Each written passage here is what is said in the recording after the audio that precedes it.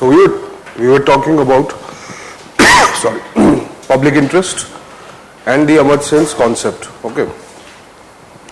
What is the idea of Amartya Sen? Development is the expansion of freedom. Freedom means what?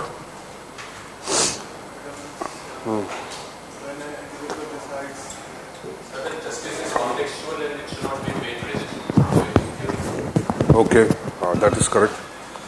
Okay, let us start with Amartya Sen only.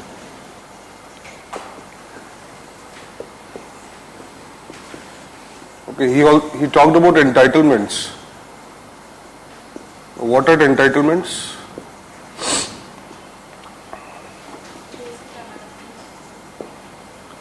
No. Why there is a need for entitlement approach? Okay, how we are giving it. Let us say NREGA is a program. You must have heard of this. NREGA. What is the purpose of NREGA? No. For 100 days. What is the benefit? What is the benefit of giving 100 days employment? Because this type of work is not very lucrative. It is basically labor intensive and only minimum amount is or wages are paid. So what is the utility? You can speak more today. I am in a very bad situation.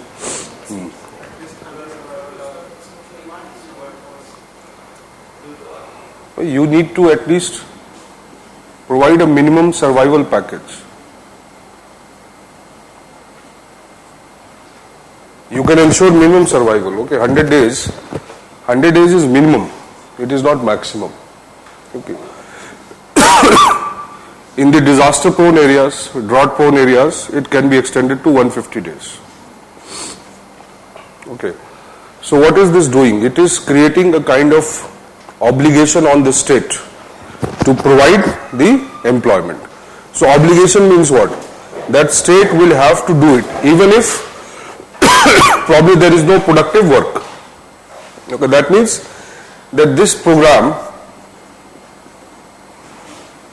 is designed on rights, or it is known as the rights-based approach. Okay, that is known as RBA. Rights-based approach is what? That people can demand the services from the government. Okay, so government is obligated, just like you have fundamental rights. Okay, so government is obligated to give you. Okay, now what is the meaning? That entitlements, how they will be provided? They are not a privilege that the state is giving. Okay, it must be provided in a mandatory form. So the rights-based approach, okay, throughout the world, rights-based approach have become very dominant. Your right to education, right to food, okay, right to livelihood, right to work, whatever. So all this is coming in rights-based format. So entitlements approach means what? That the state must be obligated to provide the basic minimum survival. Okay. So it is not something extraordinary state is doing. Just by virtue of being a state, it has to provide these entitlements. Okay. But once these entitlements are given, now you cannot make the people dependent. So capabilities approach come. What is capabilities approach? You all have capabilities. But your performance is not similar. All have infinite capabilities, but their performance or output is not similar. Why? You don't use it.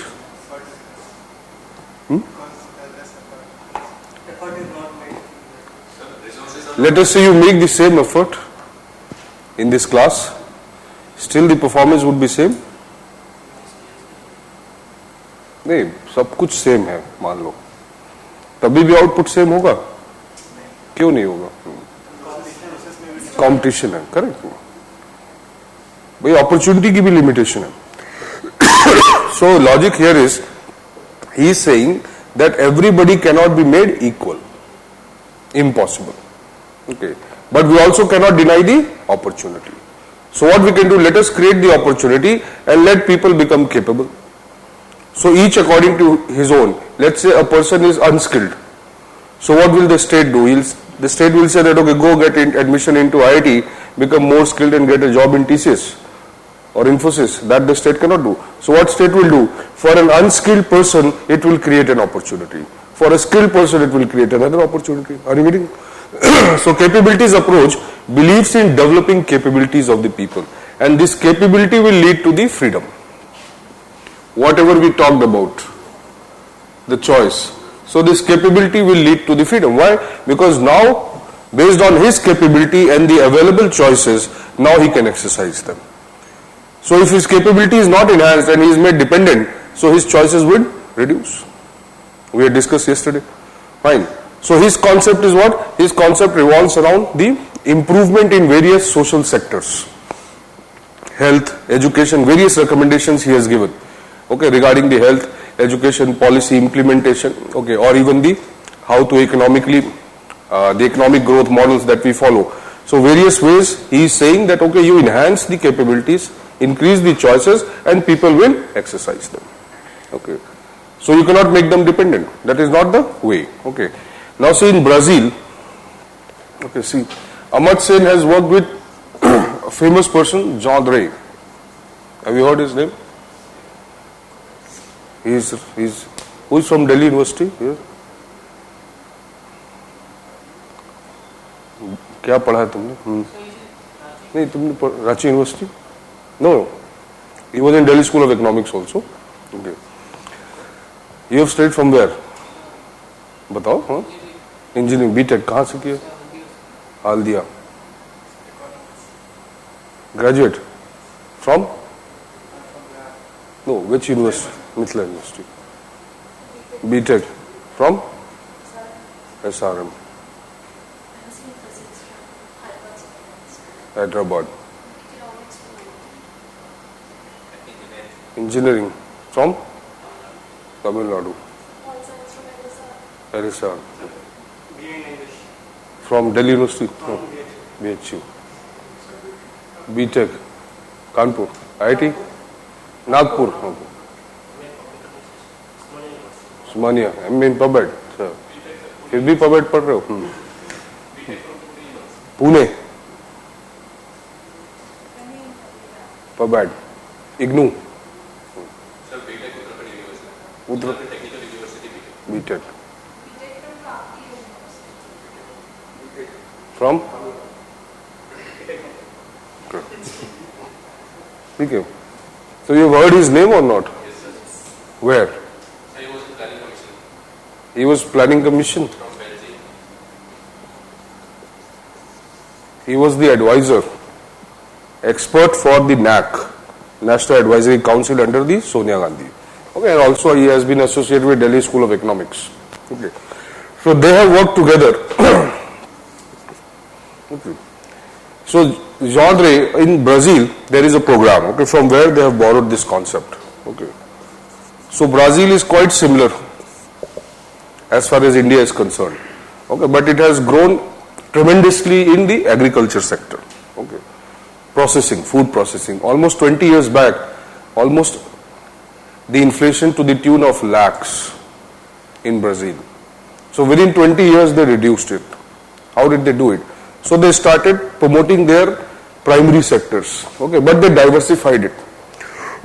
So Brazil is the number one today in food processing.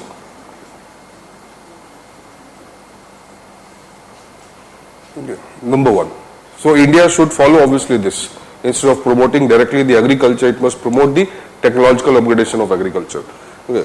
So Brazil initiated a program known as the Hunger First or Zero Hunger program. Okay. This Zero Hunger program is basically this NREGA. Okay, so they try to ensure that minimum survival package is available to the people. Okay, rather than, okay, at least first talking about expanding the economic growth, then growth will be distributed to the people. Now it will take a long time. So they created certain unique programs through which the people, at least they can ensure the minimum survival. Another program known as Bolsa Familia.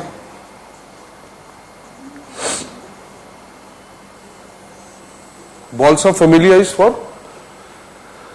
it's like again a program based on the CCT and DBT. Conditional cash transfer, direct benefit transfer. So instead of subsidy, you give them direct benefit. Okay. Conditional cash transfer, around 1999-2000. Okay. Restructuring of the Egypt. Okay. So United Nations sponsored a program where, okay, they tried to upgrade the status of women in the society, okay, by promoting the CCT. Through CCT, what happened? Most of the benefits of the program were given to women. So their accounts would be opened, and in the accounts of women of the family, the money will come. So they tried to upgrade her status. Same model was used here. Okay, the same model is being used in India. Okay, if you have heard of National Health Mission, okay, and you have a Janani Suraksha Karyakram. Okay. That is for incentivizing the institutional deliveries. Okay. Janani Suraksha Karyakram, Janani and Shishu Suraksha Karyakram, both. So under that, this model, in fact, more than 30 schemes are there which are running under the CCT.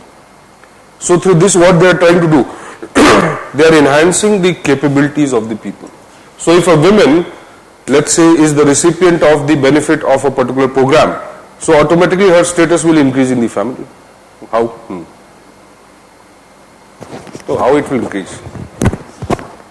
Obviously some economic empowerment will take place. Okay, but it obviously rests on the family structure. We are a patriarchal system. So again, how much opportunity she has to spend that money, that is a different aspect. But at least she will have the empowerment in the sense of withdrawing the money from the bank. So now you see her choices increase.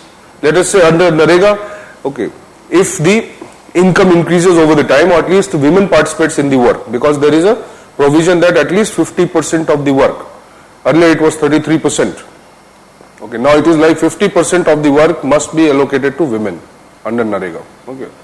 So what is happening? If she has a surplus money, then definitely her choice will increase. And it is a study of the government only which says that in the areas where NREGA has been successful, most of the areas it is, there the right to education or the education standards of the family has increased. Because now they are able to spare the money for the education. Okay, or at least they are able to spare the child from the child labor. Are you getting this point? So see, one program has various consequences. It ensures the minimum survival package, increases the status of women, okay, reduces the child labor also. Are you understanding this? So see how logically they have connected. Now the opportunities are increasing or not? Choices are available or not? The child has more choices if he goes to the school. Okay. So that is the logic of capabilities approach. Okay.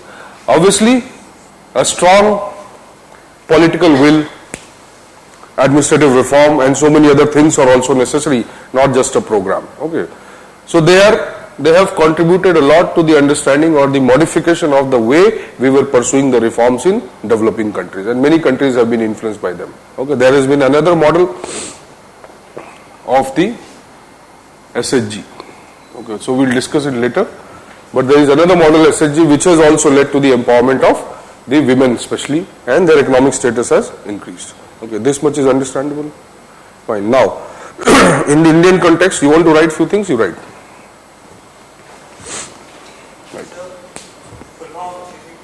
Conditional cash transfer and direct benefit transfer. Okay, right. Okay, Amartya Sen's approach to development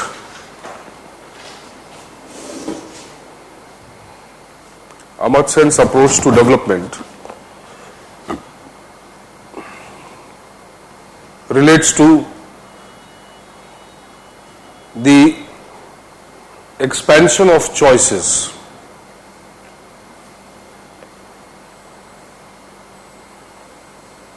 and a consequent freedom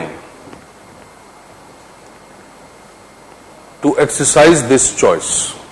And a consequent freedom to exercise this choice.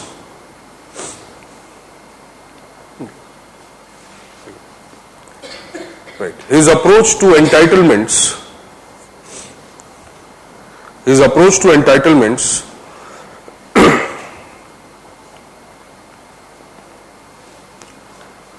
obligates the state, you can just write the state, obligates the state to provide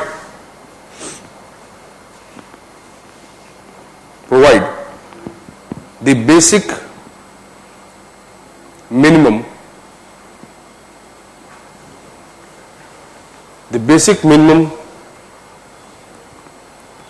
needs as a right,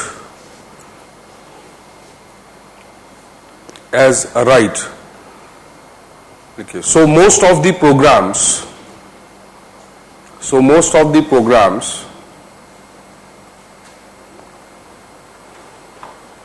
for inclusion and empowerment, inclusion is the vulnerables, inclusion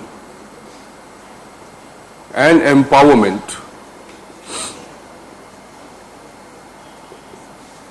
today are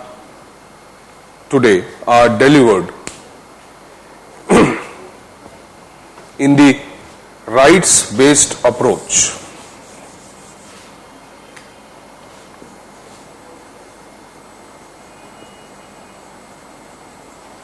Rights-based approach, or RBA. It has an implicit component of the human rights.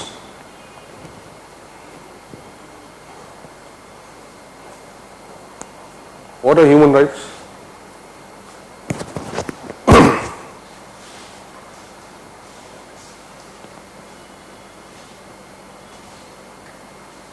Fundamental rights. Okay, so it has implicit component of human rights. Human rights are what? These are the basic rights necessary for you to exist as human beings. Okay. So the United Nations Declaration of Human Rights, 1948. The United Nations Declaration of Human Rights, 1948, talks about the human rights. What are human rights? Okay. So there are certain things which you have when you are born. So as a natural being, that means as a biological individual, you have certain needs. Okay. So to exercise those choices, or to have those, or to at least acquire those needs, you need certain type of resources. So it is said that is your natural right. Air is available, you breathe. Unless you breathe, you will not exist. So you eat food, you can breathe, biological needs, so many other needs which are all natural to you. So it is said that nobody should restrict the natural rights of anybody. Okay, to live, to die, all natural rights. Are you getting this? So there are certain natural rights, but that is only individual. When you live in a civilized society, then there are so many other things which you require, because everybody else requires the natural rights. Okay, so all will be, or everybody will get the natural rights. But when you are living as part of society, then there are so many other obligations which are there. Religion, culture, faith, and so many things. So what happens? The concept of human rights emerges. Because when people are living together, there will be somebody powerless, there will be somebody powerful. So various types of conflicts will emerge. So all the natural rights are not possible by the state to provide you. Okay, you may be free to acquire it, but the state will not have the obligation to provide everything. Impossible. Okay, basic things it can provide. Okay, now you may have a natural need of spiritualism. The state cannot provide you. Okay, so there may be various things which the state cannot provide, but yes, certain essential aspects which, being part of society, you require, and the state will provide you. So we can say that will be in the form of some fundamental rights. civil and political rights. Okay, but all the fundamental rights are also not necessary that the state can provide, so it will put some restrictions. Okay, are you getting? So in every state there are certain essential natural rights which are converted into fundamental rights. Okay, and natural as well as social, political, whatever you want, converted into fundamental rights and given to you. Okay, right to speak, right to freedom of expression, okay, right to movement. These are your natural rights. When the God has given you legs, you will move. Okay. You have a brain, you will think. You have to speak. So these are the fundamental rights which are basically coming from the natural rights. Okay, but right to religion is not a natural right. The moment you are born, you don't know what your religion is. But that is a socio-cultural right. Okay, are you getting? Right against untouchability, again a socio-cultural right. So when we say human rights are what? These are all the rights which are necessary for an individual in a civilized society, including the fairness, okay, and certain principles. That means the one should not be able to exploit the others. Okay. So this program, or most of the programs which are designed today, they include a component of human rights. Why not? Right to speak. I am not saying freedom of speech and expression. Obviously when the state will come, then it will be restricted. Okay, but as a natural being, you have the right to speak. Who can stop it? You have the right to breathe. Who can stop it? But somebody is murdering you, then obviously he is restricting your right to breathe. Are you getting? So the logic is not that. When you are saying individually, yes, when I am born individually, then I have these rights. Just being a natural being. Okay, like we say, the law of the jungle. So what is law of the jungle? They are free. The moment we restrict them, then only the conflict will come. Okay, so same way, the state comes and it puts a restriction. So your natural rights are restricted. Okay, but converted into social and political rights. Why? Because there are so many other things which are of common interest than only the individual interest. Okay, so these have a component of human rights. Okay. Okay, so now you can see now various programs are designed in this way. Okay, that the programs or through the service delivery, through the products itself, certain rights of the people can also be fulfilled. Are you understanding this much? It's okay, right. Right. Okay, human rights are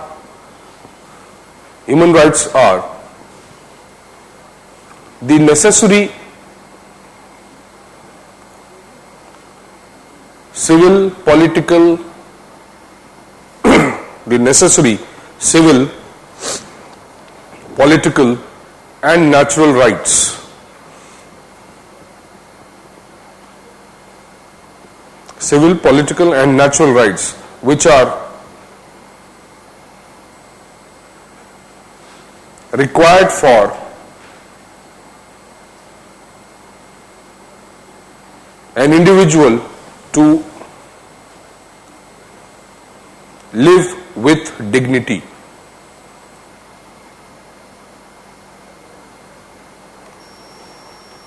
Okay, for example, right against exploitation.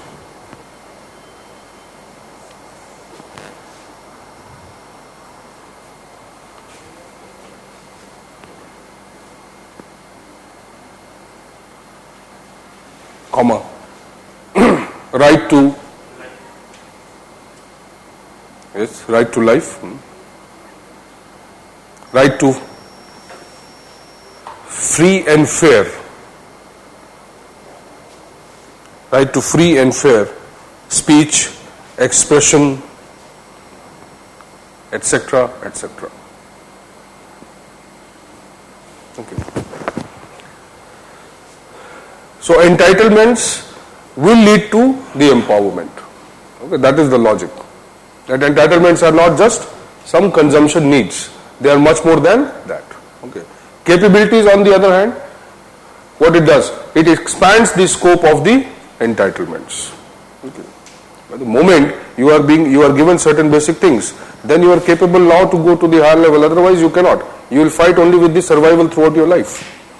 Okay. That is what is happening. You see, all the rickshaw pullers, what they are doing. So they are earning per day and using it per day. Okay. So how their capabilities will enhance? Okay, throughout their life they are driving or riding the rickshaw. So there is no enhancement of capability. Maybe from old rickshaw to new rickshaw. Maybe from one Khalanja road to some new metal road. That is the only change in life they have. Okay, so obviously their expansion of choices is not there. Okay. Okay. Capabilities approach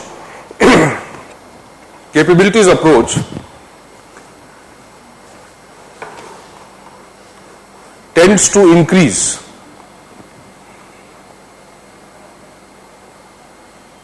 the capabilities of different sections of the society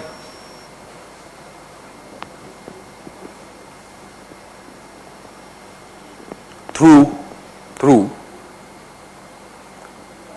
improvement in social indicators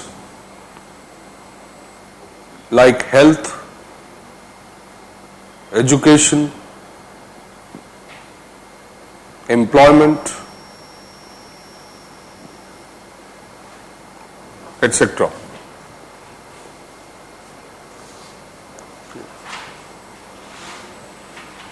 The capabilities once enhanced would create further opportunities.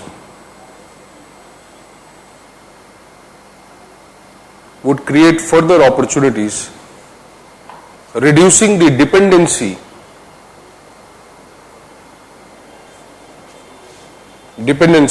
on the state. See why people are dependent. Even if privatization has taken place, still people are dependent on the state because they don't have capability.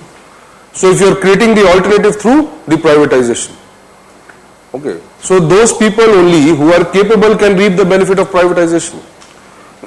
Engineering as an academic pursuit, okay, almost around 1997 to 2004, okay, even 2007 you can include, 10 years. Okay, everybody wanted to be engineer only. Okay. Today obviously everybody is running away from this degree. Okay. So it was said that if you throw a stone, then if it hits the third person, he will be engineer. Okay. So what happened? Okay, why? Because people saw the expansion of opportunity in this particular sector. But now it is saturated. The quality of employment has reduced. So BTech degree is not enhancing the opportunity now. So people are preferring something else. Okay. So the logic is that even if you have industrial growth, if you have a market, you have well-developed economic system, but there are no opportunities for people. So who will avail the opportunities? People who have already developed their capabilities. Who reap the benefits of globalization? People who are rich and powerful. It was not the poor who reaped the benefit of globalization. Okay. All the businessmen, most of the businessmen, they entered into the education.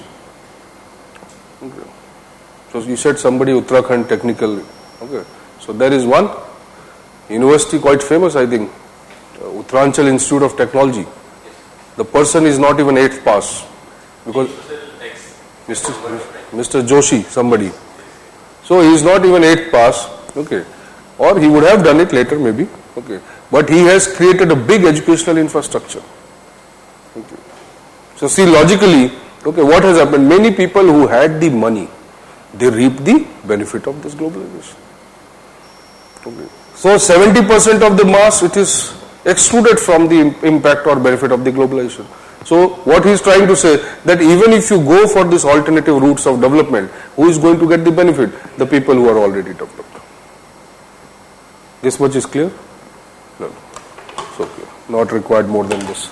So because Amartya Sen is very contemporary, he is generally asked in GS as well as in PubMed.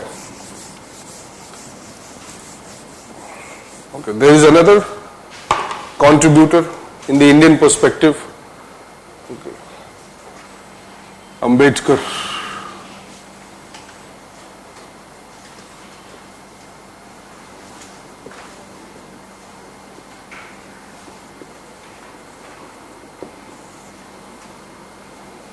Ambedkar's concept of social justice.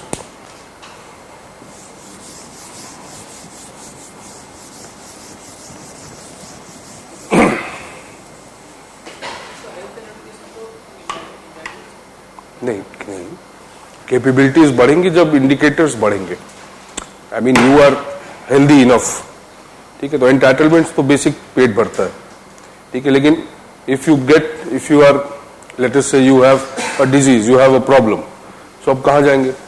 सरकारी hospital, ठीक है. सरकारी hospital में what is the situation, ठीक है, that you are more scared of your life than you are confident of being alive. So the problem, what he is trying to say, that okay, when you improve the overall health indicators, then the tendency to exercise this capability will enhance.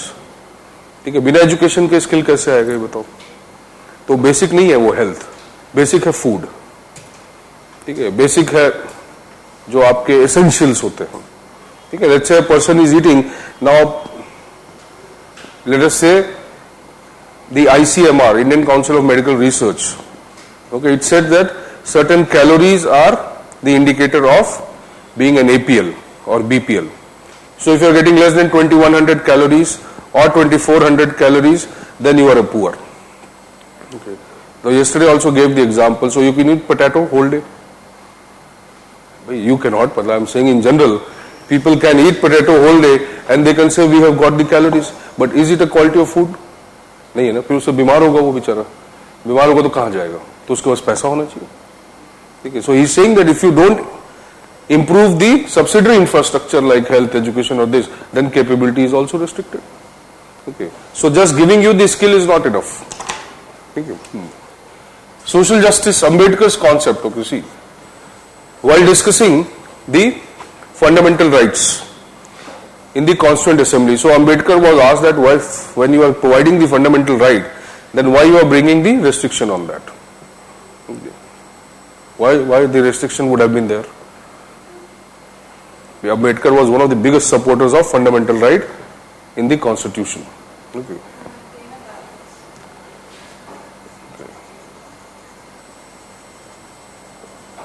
No, in the Indian context, it was necessary to have fundamental rights. Fundamental rights are what? They are the basic civil and political rights which you enjoy. Okay. So in Indian Constitution, Part 3, Articles 12 to 35. Okay. You have the fundamental rights. Definition of state, definition of law, and then the fundamental rights, 14 Article 14, 15, 16, whatever. So these fundamental rights, while he was discussing the fundamental rights, okay, people questioned him that why did you put the restrictions? What was the need for this restriction? We borrowed the concept of fundamental right from, no, not only US, American Bill of Rights, okay, and the French Declaration of Human Rights, okay, or freedom, okay. Then Magna Carta 1215 AD, okay, various places. It's not only the Bill of Rights, okay. But when we were taking the fundamental right, you can say yes, America became the reference because it was a democracy, okay. Well-developed fundamental right. When we borrowed it, now in America there is no restriction on the concept of fundamental right. Okay, you know this or not? Okay. So in American Constitution there is no restriction as far as the exercise of fundamental rights is concerned. So we borrowed it, okay, and the restrictions were put. So Ambedkar justified it.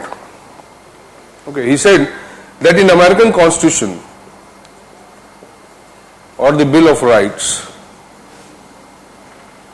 okay, the American Constitution also accepts a principle.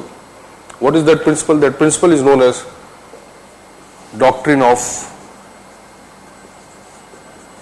police powers of the state. So the doctrine of police powers of the state says that because it is a state, it is a political system, it is a power system, okay, so just being the state, it has the authority to exercise this power. So whenever it wants, the state can use this power, okay, to to restrict the rights of the people, even if it is not written. Okay, even if it is not mentioned in the constitution, state by virtue of being a state, because it has to defend the integrity, sovereignty of the nation. So by virtue of the authority which is there in the state, it can exercise this authority and it need not ask anybody for that. Are you understanding this logic? Doctrine of police powers of the state. That means it is inherent in the state that it can exercise the authority, whether it is explicitly written or not written. So Ambedkar said that, okay, in the American Constitution also there is a restriction. It is not mentioned, but it is inherent in the Constitution of America. Okay. So, but he was the supporter of fundamental rights. And you see the uniqueness of fundamental rights in India, that in the fundamental rights, we have something like 14, 15, 16, 17, even 18. Now, if we have given this, what is the need for this? When you are already giving right to equality, what is the need for this? Article 14 says right to equality. Okay, equality mil gaya. Then why 15, why 16?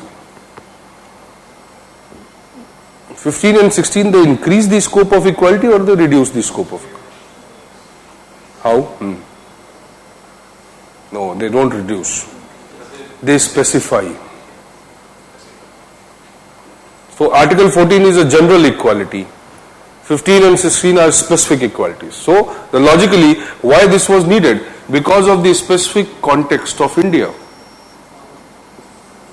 Okay.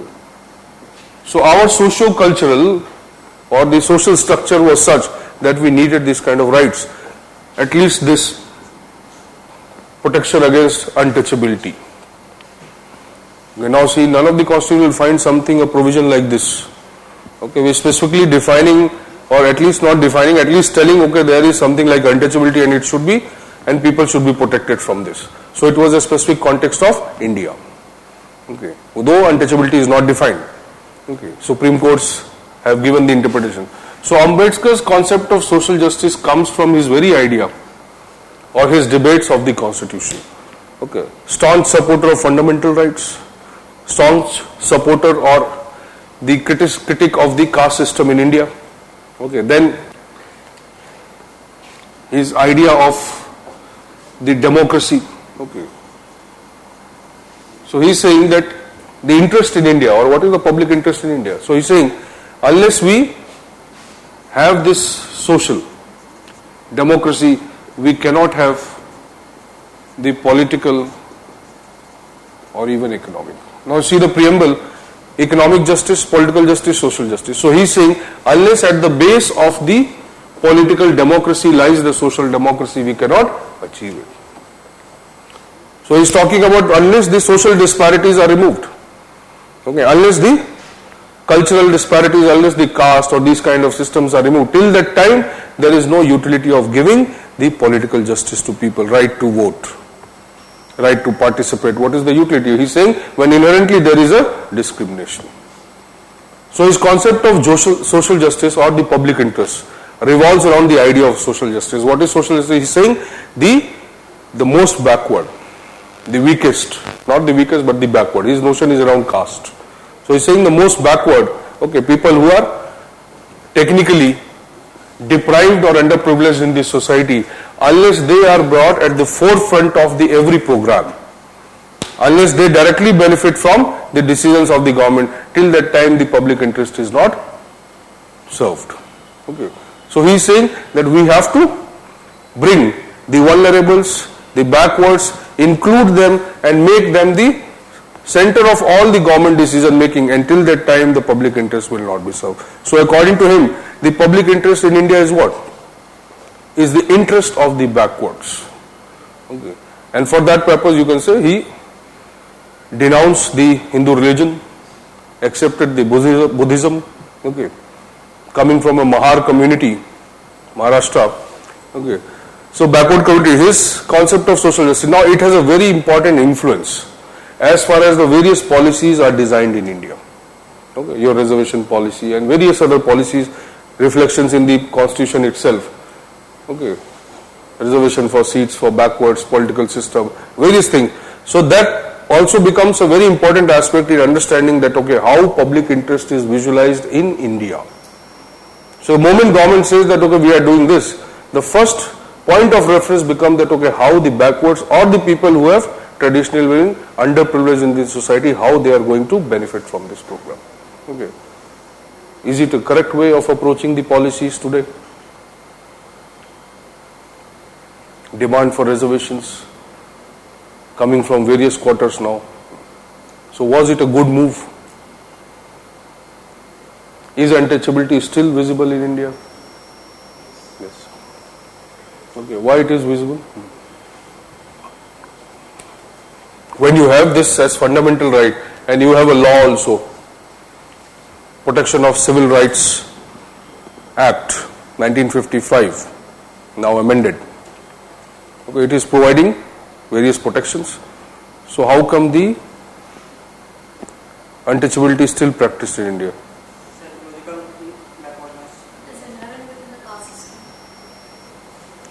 So dismantling the caste is required. Is it possible? Not possible.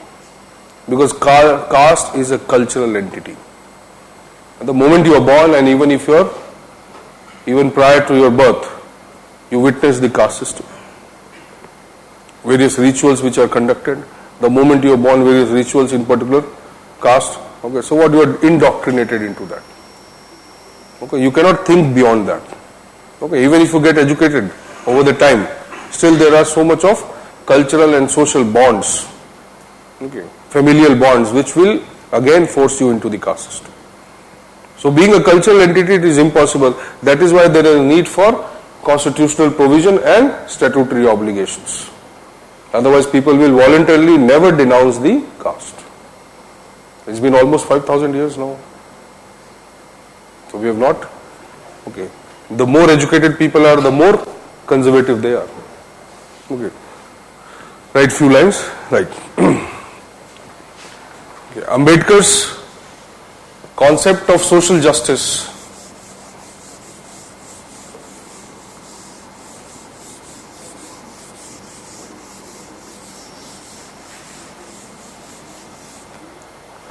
revolves around the inclusion of the most backwards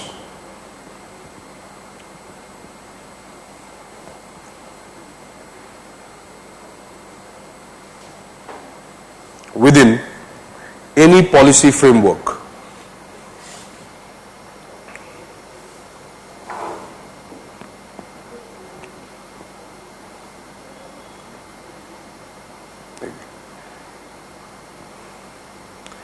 His approach to public interest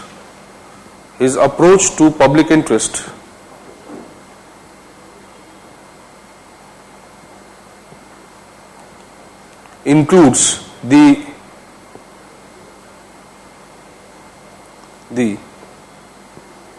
dismantling of the caste structure, which is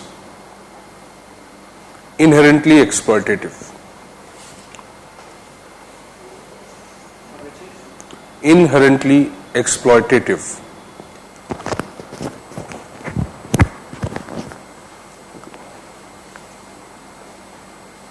Okay. Unless the backwards are protected,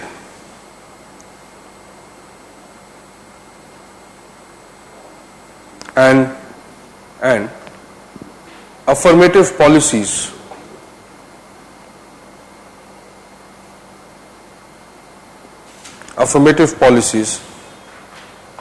bring them to the mainstream, the public interest cannot be served.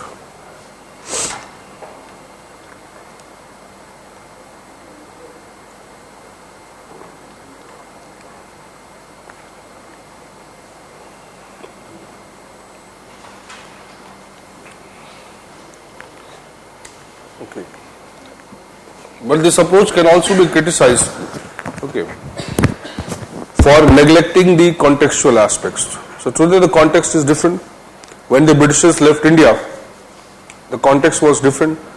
And even when the Britishers were ruling the country, the Ambedkar's view was that, okay, yes, the control of Britishers is better than the control or independence of the society. Okay, because he knew that the society is inherently exploitative. So if the Britishers remain, at least they can control these kind of discrepancies which exist in the society, regulate it. Okay. So you can say people have criticized him that he technically never wanted the Britishers to leave. Okay. But that may not be true totally. Okay. But yes, as far as the social justice is concerned, he accepted that in the independent India it would be very difficult for certain communities or the backwards to exercise their rights. So if political rights are given, they will be meaningless because these people don't enjoy any socio and cultural rights. Okay. According to him, at the base of social democracy,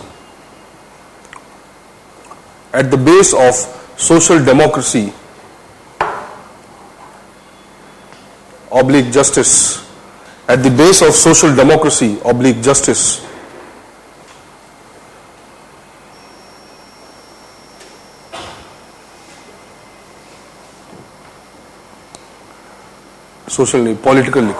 at the base of political democracy oblique justice lies the social democracy oblique justice. Unless social disparities are removed,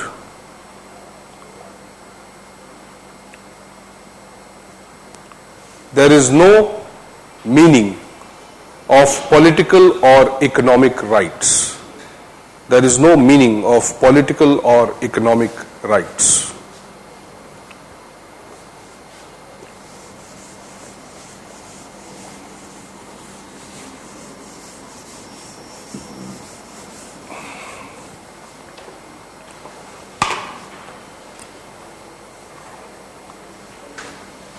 But along with Ambedkar, another person who is dominant, probably the dominant person to influence the idea of public interest in the Indian context has been Gandhi. In fact, not only India, worldwide. Okay.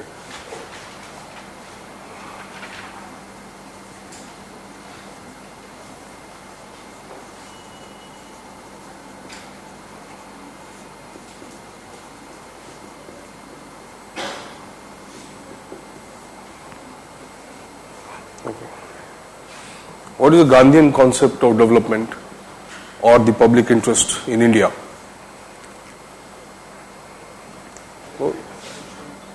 What is his view on caste, religion? Okay.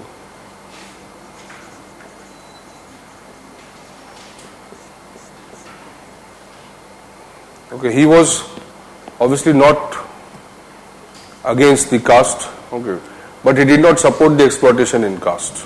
Okay, so his reference to the term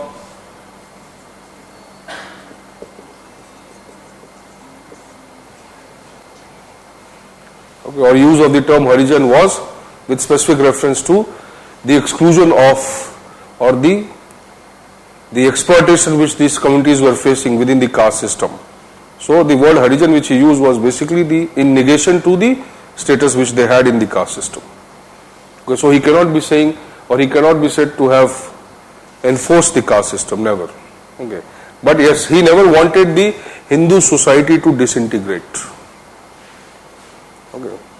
So according to him, if you have read history or you will read history, then you will find that the 1919 reforms, what did they bring? The Government of India Act, communal electorates. Okay. And after that, the communal electorates were extended to various communities. Sikhs, Muslims, okay, and later in the castes also. So MacDonald Awards, 1932. Okay. So Gandhiji was in the Yerwada jail, Pune, and Ambedkar had to meet him. He influenced him, okay, somewhere motivated him that okay, don't, because he was supporting the extension of the communal electorate to the caste system. Okay. So you can say there he persuaded him that okay, this will what? This will further lead to the disintegration of the society. Because you see, if the caste, because caste is also a very important component, a kind of buckle which joins the entire community. Even though the conception of caste was not exploitative initially, okay, it became because of the ritualism of the Hindu religion. Okay.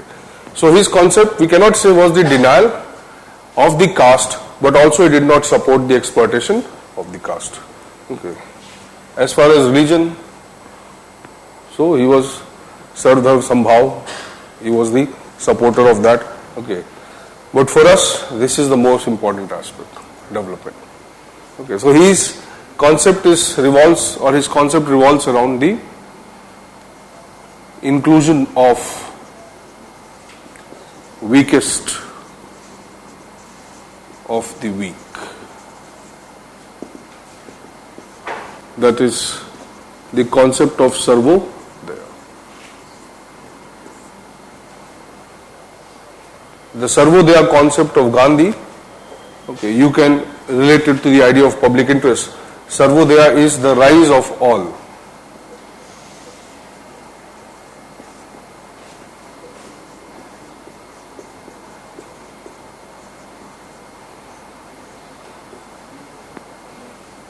Okay, it is not Daya, but it is Uday.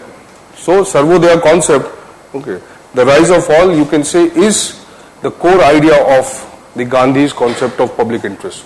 So he's saying unless the weakest of the weak benefits, so before you make a decision, the government or anybody, you must evaluate that okay, what is the impact of this decision? If it is leading to the inclusion or the benefit or the first benefit to the weakest of the weak, then it is actually the public interest.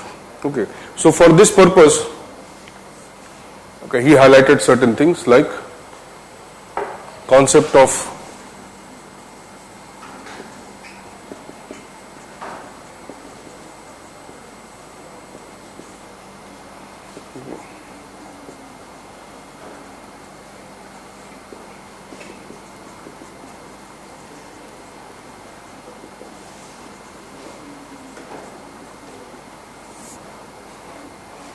in fact, some people said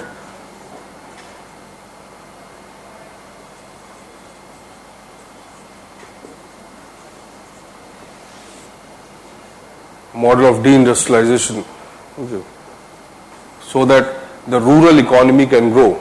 So he's talking about we have to develop the self-republic village, self-republics, independent villages, and this model will be contrary to the Western model. The Western model of development, okay, is a trickle-down model. So this trickle-down model it assumes that the society is like a pyramid, and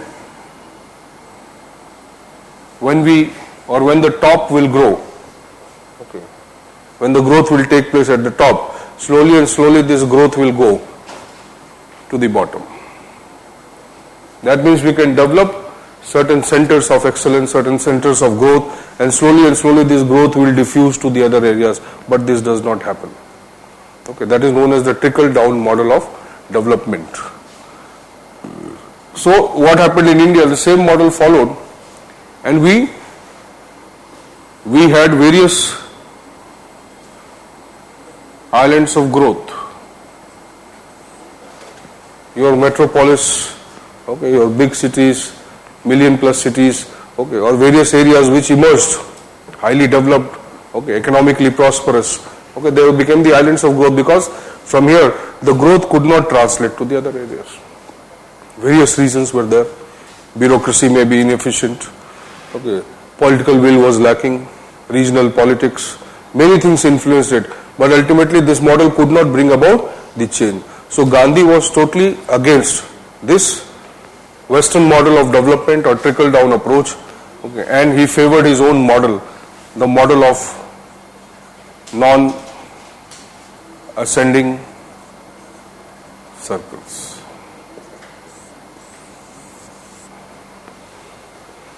So the model of non-ascending circles. Non-ascending circles are like, the model looks like this, not like this. So he's saying, instead of the growth coming from the top to the bottom, and assuming that society is a pyramid, okay, we must assume that society is like this, and the growth must come from within. So this is the concept that, okay, these are villages, they will grow, and ultimately this growth will diffuse outside. So from one village to another village, from village to villages, a group of villages, and slowly he's saying, now this will be the growth which we want. So we must make the villages prosperous. Rather than making certain areas prosperous, this will not come. So his model, known as non-ascending circles or ripple effect.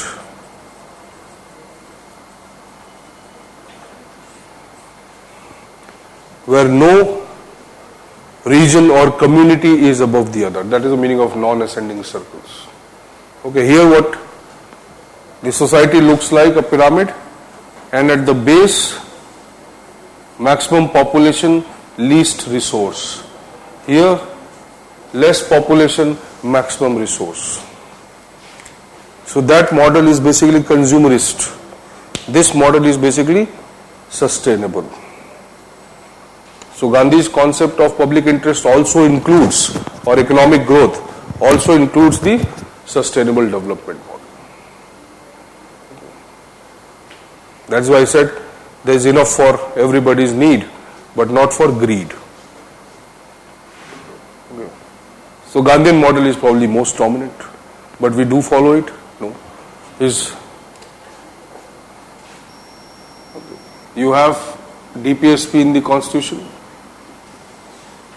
Part 4, Directive Principles of State Policy, Part 4. So Part 4, Article 40,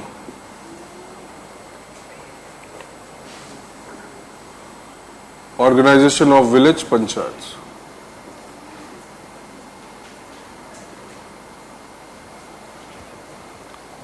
So it is basically, there is a component of Gandhian principles or Gandhian socialistic principles within the DPSP, which are the guide. What is DPSP? So Directive Principles of State Policy are like guidelines to the government or state which is making the policy. So you see, this is already visible today. We have the Panchayati Raj institutions. Okay, so the Gram Sabha has become the center of development. So you can say today, obviously we are trying to develop in that mode. Even though it may not be an ideal model what he conceived, it is very difficult. Okay. Even there has been an amendment recently, okay, not recently, 10-15 years back, 97th Amendment. किससे related है? Cooperatives, sir. 97th Amendment brought about the word cooperatives.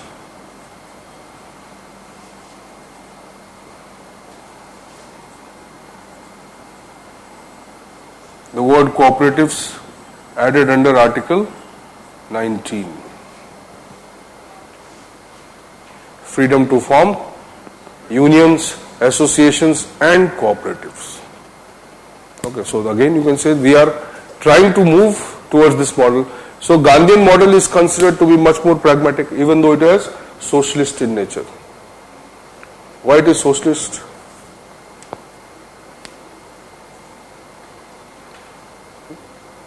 Because it is community based. Okay, what is the role of government here? Nothing. People can govern themselves. Village self-republic. The people can govern themselves, people can economically prosper. So they will manage the change themselves. There is no need of external agency of doing all this. Okay, state will only facilitate till the point they are required.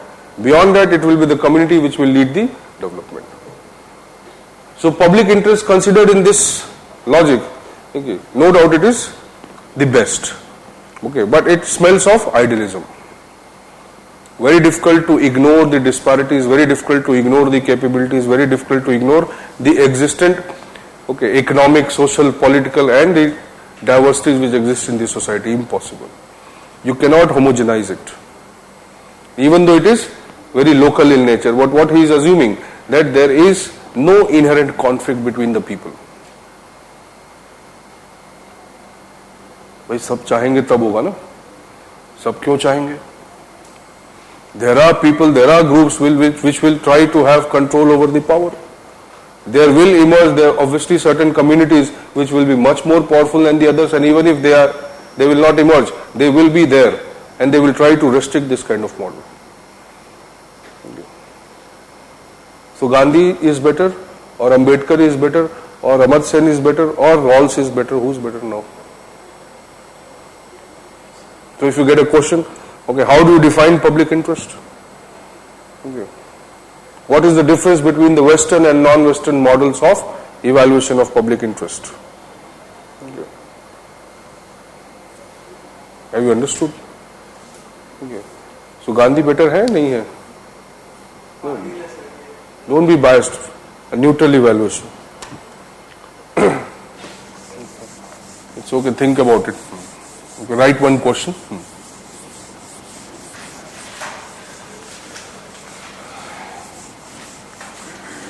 Various other models are there, but not required.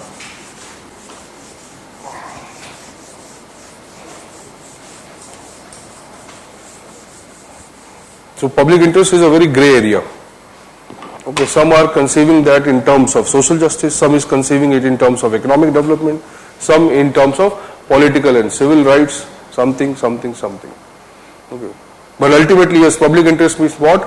That it must at least lead to the maximization of benefit of the society. Whatever be the way. Ultimately, you want what? The benefit of the people. Okay. Existing disparities will always be there. Nobody can eliminate the disparity. When there are already natural disparities, how can you eliminate the disparity? Some are differently abled. Okay, some have the intelligence levels are different.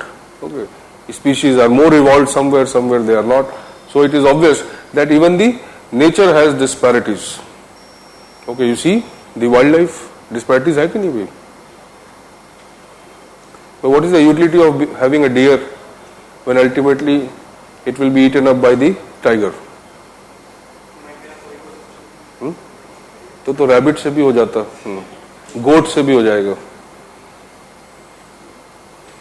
ठीक है, obviously diversity. ठीक है, जितनी diversity होगी species उतना evolve होगी. Okay, that is the logic of the Darwin also. Okay, so obviously we have diversity in the society, and diversity will lead to disparity. Okay. But disparity must not lead to exploitation. That is what everybody wants. कि भाई diversity से exploitation नहीं होना चाहिए, disparity हो सकती है. Fine, इसीलिए स्टेट इंपॉर्टेंट है. Okay, right question.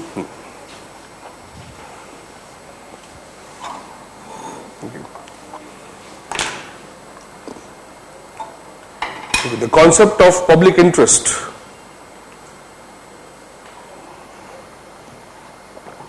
The concept of public interest is necessary to understand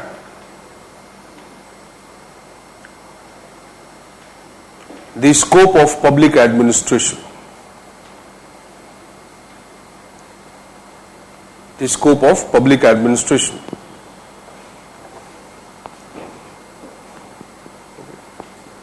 Comment. When you comment, you write pros and cons. Okay. Second question. Is public interest, this is a UPSC question, already asked. Is public interest a rational criteria?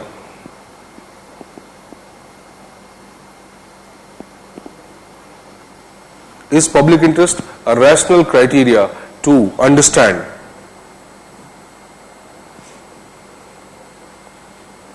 the nature of the state?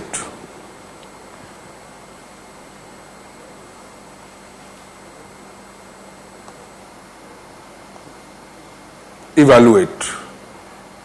So evaluate means You will bring various ideas, okay, evaluate them, bring your arguments. Based on your arguments, you will evaluate the various ideas we have discussed. 100, 150, 200, there is no word limit as of now. You're right. Okay. But if you don't circumlocute, okay. If you remember the interview of Rahul Gandhi with Arnab Goswami, okay, so he was asking him that, okay, do you hold this particular person responsible for these riots, or do you think they were responsible? What is your stand? And he was talking about women empowerment. So at least don't write that way. तो word अपने आप कम हो जाएगा जब question के around लिखोगे तो. Fine. So we had talked about the scope of public administration through one definition given by Ordway Ted. Okay. And through that definition we tried to explore various aspects of public administration which could have been conceived, okay, through this definition. Okay, let us take another. There are certain other things we wrote here. Rule of law, then justice, protection of vulnerable. That has been included in our discussion. Fine. Let us go to another definition of Pub Act. Okay. This is also a very important definition which again identifies the scope of public administration.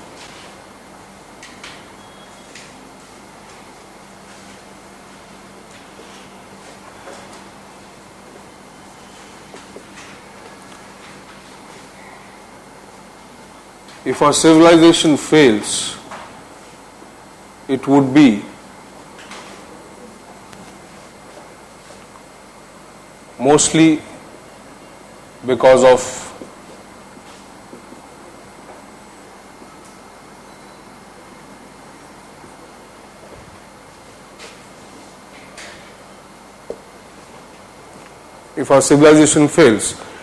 be mostly because of the breakdown of administration.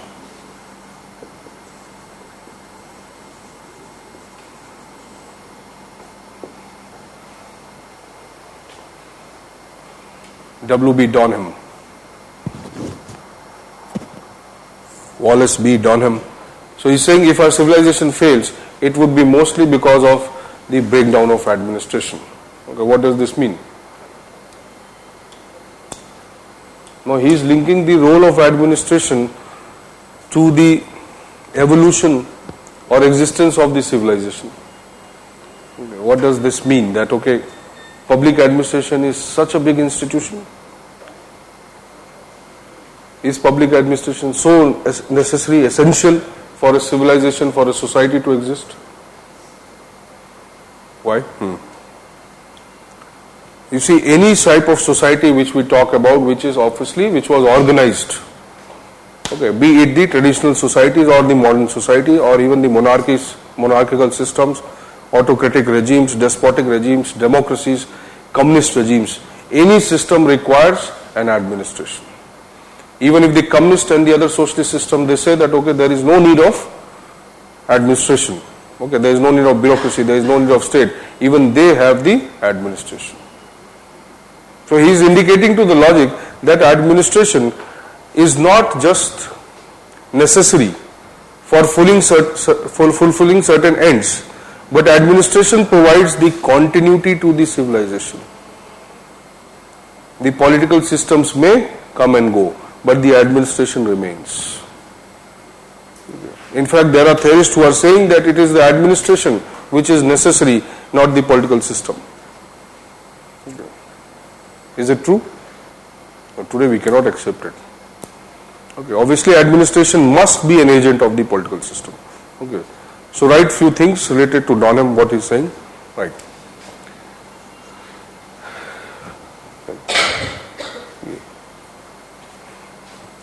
The reference to the dominant role of administration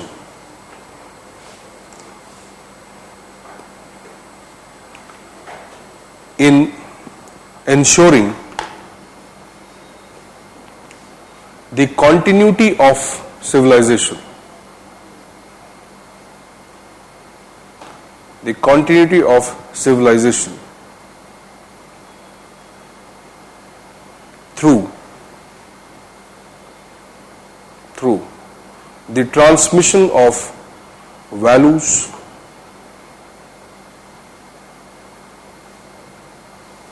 cultures,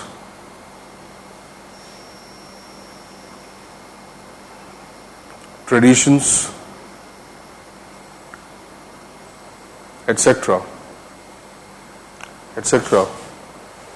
rests primarily with the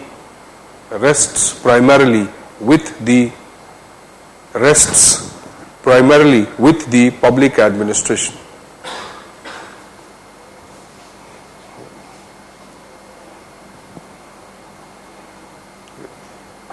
Political systems only provide an operational framework, whereas administration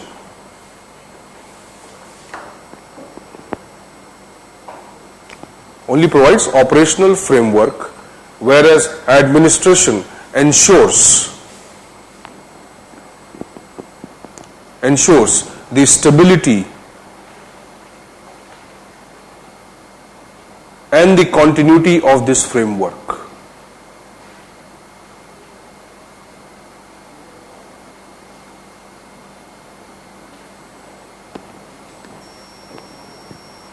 Okay. Right from traditional societies,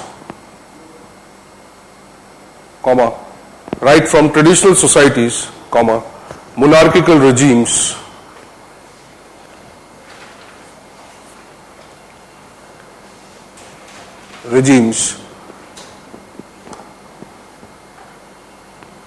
to the present day democracies, the administration has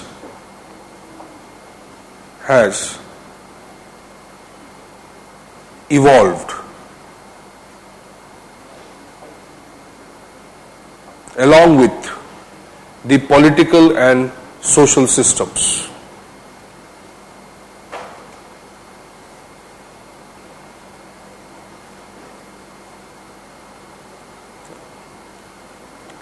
The entire industrial revolution could not have been possible. The entire industrial revolution could not have been possible without the administration.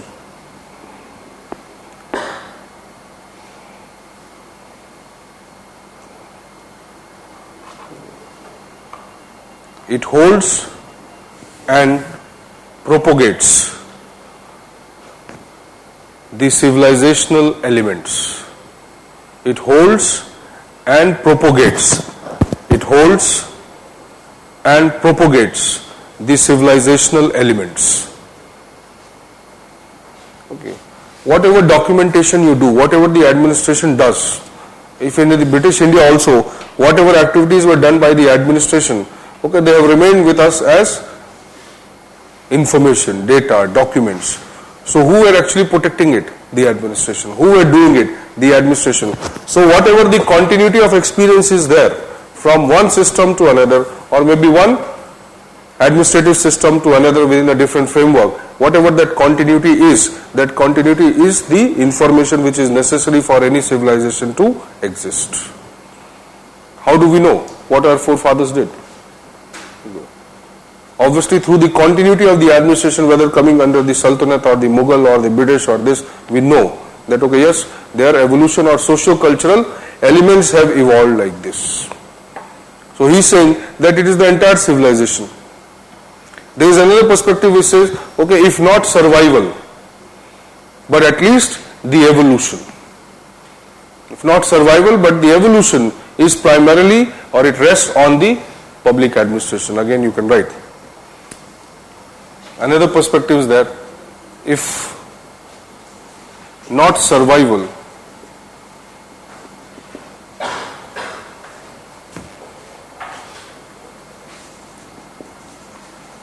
at least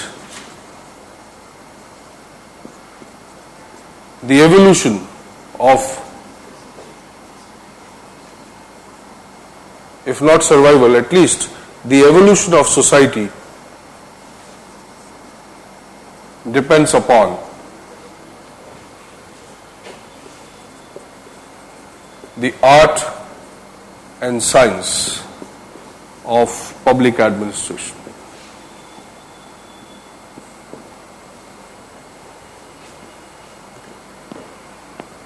If not survival, at least the evolution of society depends upon the art and science of public administration. Okay, what does this indicate?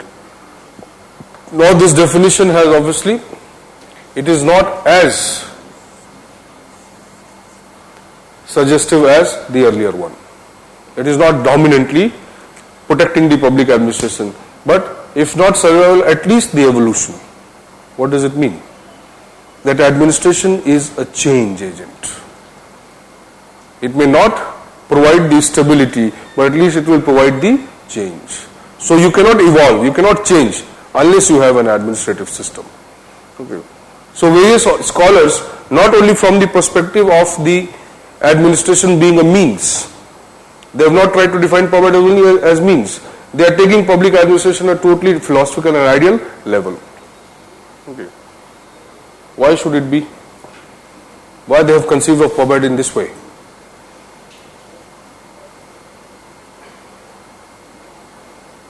What is the importance of POBAD? You are reading it for exam. Those who are studying it, they want to develop some intellectual knowledge. What is the importance? You cannot think of your life without administration. Okay, one logic is that people who have been once governed by an organized system, okay, even if they are given an opportunity to be free, they will not be free. Because everything is organized now. You know that, okay, from where I have to book a ticket, from where I have to board the train, where I have to go and get this, how do I get this service, everything is defined now. Now let us make it more anarchic. Everybody is free now to do whatever he wants. Okay. So very famous statement is there by a person that humans are born free, but everywhere they are in chains. So it is obvious that freedom also beyond a point cannot be accepted. Nobody wants. Okay. So logically it is saying that what? That administration, because it provides a kind of logical, a kind of rational, or at least a basic minimum way of governing ourselves. That is why we can never deny the role of administration. You're right.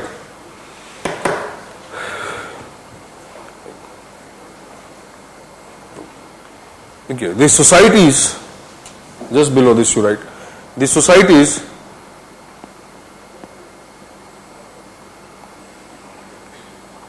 which have experienced the benefit of well-developed public administration systems, the benefit of well-developed public administration systems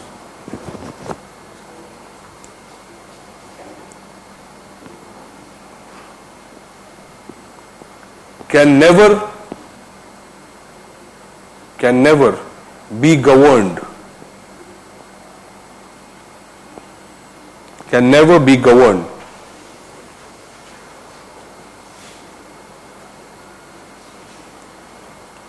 without one, can never be governed without one.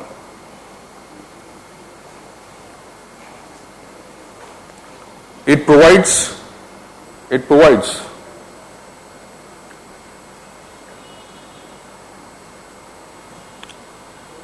basic level of benchmarking,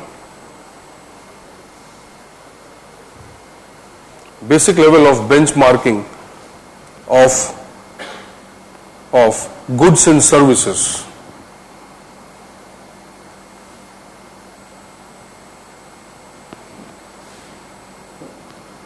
which can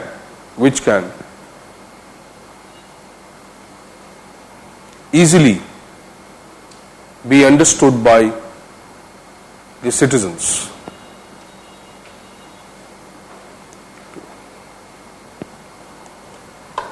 But this definition is also saying the art and science of public administration. So what does it mean? It is simply saying that okay, there is a need for knowledge and also how to use that knowledge. That unless we improve in the theory of PubAd, obviously we are doing it, no doubt every society needs administration as an activity. But also to improve upon the activity or to understand the activity more or in terms of better output, we need to also develop the knowledge. That means for the existence of society or evolution of society, there is a need for correspondingly doing the administration and also studying the administration. Are you getting this point? We may be doing administration, it is fine, but we must also study administration. That means corresponding development in knowledge is also necessary. So what this definition means? That there must be what? A discipline of PubAd. We need a discipline of public administration. So without the discipline of public administration, we cannot carry on the activity of administration. Okay. In the narrow sense, the administration has also been defined by Fifner, Presthers, many people are there, who are saying that administration is what? Administration is the aggregation of various activities and through a particular rule, regulation or procedure or structure, the accomplishment of the objectives. But that is only the organizational definition of public administration. So whatever definition you will find where it is saying that okay, it is the collection of activities or a complex of activities involving the organization of men, material, machine towards the fulfillment of certain objectives, that means what? It is basically an organizational perspective. Where you will find the public administration saying that public administration plays the major role in the society, it helps or it promotes equity and justice and this and this and this and this. What does it mean? It is basically the functional definition of public administration. Where you find any definition which says that public administrators are the agents or the moral and ethical agents of the society, they promote the culture and values of the society or this, or they protect the values of the democracy, what does it mean? That they are institution as well as the behavioral aspect of public administration. So any definition from now on, if you read in PubAd, you will understand from what perspective that definition has been given. Okay. And that is why we had to go through this exercise. Otherwise it was very easy for me to write the scope of PubAd, this view, khatam. Okay. But I hope you have understood what is the utility of doing this. So any definition, because many questions come around the definition of PubAd. But unless we understand that, okay, what is the basic essence of this definition, okay, or in what perspective of PubAd it falls, till that time we cannot analyze it. Okay? Okay, chalo. Then, aage, let us move there. Okay. So, scope of public administration, okay, and evolution. So, various terms will come there also. Now, so scope we have discussed, no doubt. Okay. But in terms of the definition, okay, or in terms of the discipline, okay, we have to understand the evolution of PubAd. Okay, that how as an activity it was already there for a long time. Okay, Kautilya's Arthashastra, or even prior to that, Vedic literatures, Mahabharata, so many books, they have given references to the existence of a developed administrative system. Prussia क्या है? 2nd century BC, China, okay, Prussia, all had well-developed system, administrative system. Greece, but China was the merit system. 326 BC के around लिखा गया अर्थशास्त्र. ठीक है. So that time also there was an administrative system. Even prior to that, okay, having a Gramini in the Vedic times, the village headman, concept of panchayat. So obviously there was an activity of administration since the long time or since the dawn of the human civilization. But as a discipline, we cannot say it existed. That means as a subject, okay, or as an intellectual endeavor, it did not exist. Why? Why those people did not try to study public administration or even administration? Importance has increased with the coming of West and the rise of West. Okay. But even for the Magadha Empire, even for the Gupta Empire, the administration was equally important. The concept of Janpad, Mahajanpad, without the understanding of administration, that could not have been possible. Wars, imperialism, annexation of territories, management of resources, okay, army, कैसे हो पाता बिना administration For के? them, it was a just political system. Right class, right. Or you can say the kind of functions they were performing, the functional aspect of public administration was not that dominant. They were more concerned with the organization of administration. Okay. Many people have contributed. It's not that they have not contributed. Okay. So the scope of public administration, like we have discussed, it is changing. Okay, various definitions define the scope of public. But when we are studying that as a subject, okay, so as a discipline,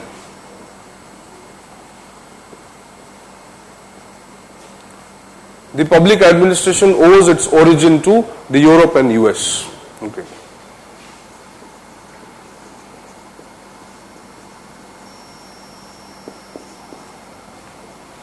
Okay. But mostly to the US.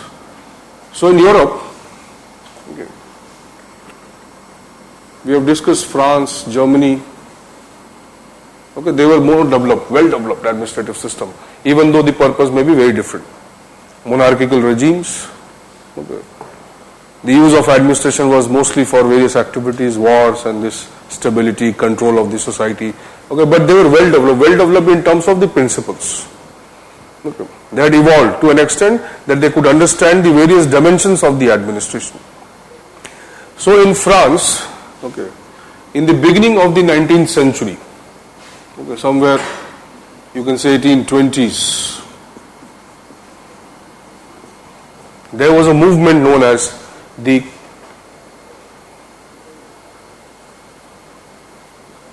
Cameralist movement. Okay.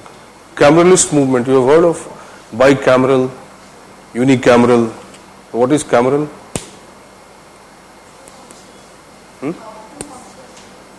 No, cameral. Bicameral two house होगा ना?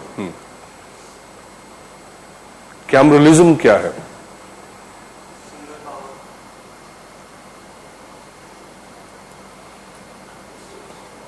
What is a cameralist, or who are cameralists, what is the idea of cameralism? That is why bicameralism or unicameralism comes.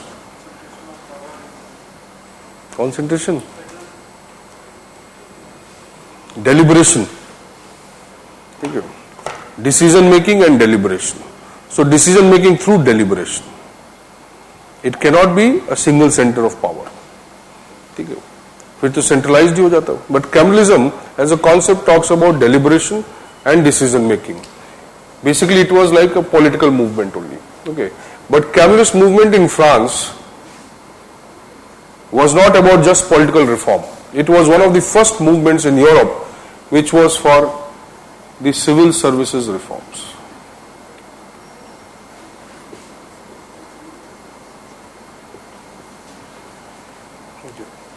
Civil services reforms, okay, and what kind of reforms they wanted. Though the concept of civil services did not or had not become that dominant then. Okay, so they wanted certain reforms like recruitment, reforms in recruitment, okay, salary incentives,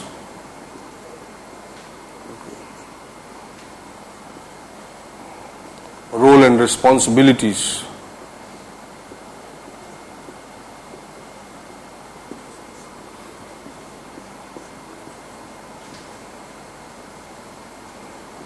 hierarchy and status. Designate the positions, give them stability, protect them. Okay, even though this reform was not very organized, but they initiated certain reforms, there was demand for these reforms. Okay, that came to be known as Kemalist movement. So even prior to the reforms initiated in America or any other country, okay, the France or the Kemalist movement provided the basis for the evolution of the public administration. Okay. They in fact wrote one of the first books which was written. It was in French, Administration des Publics.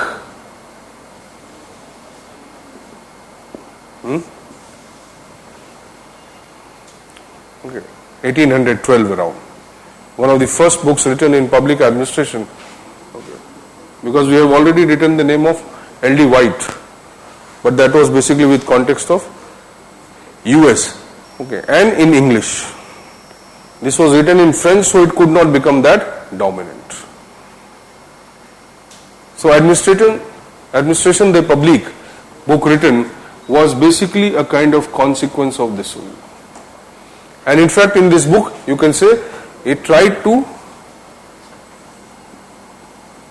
organize the concepts and principles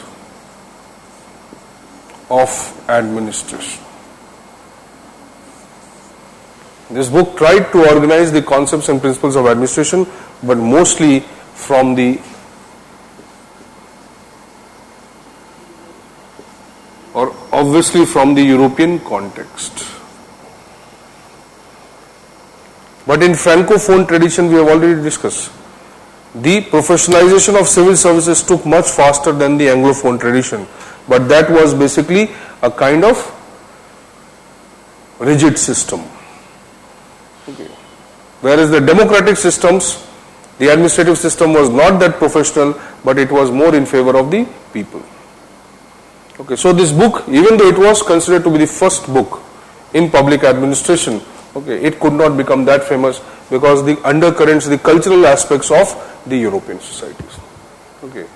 Later, in number of countries, consequently along this time only, number of countries the civil services reforms were initiated, or you can say administrative reforms were initiated, including the France, UK, okay, USA, quite late, but within that phase only India, or British India you can say. Okay. So France, UK, USA, India, okay, number of administrative reforms being initiated. Obviously this reform influenced the India. Okay. In France there was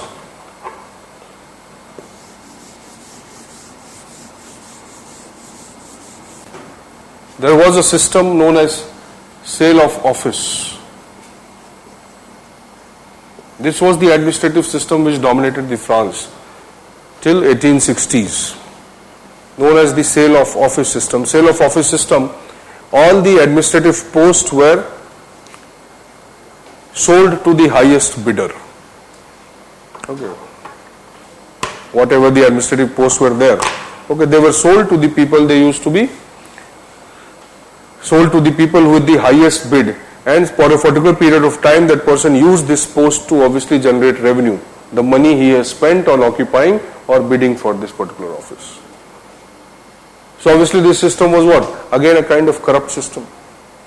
In UK also till 1850s, okay, there was aristocratic personnel system. Aristocratic personnel system was centered around the people from the royal family.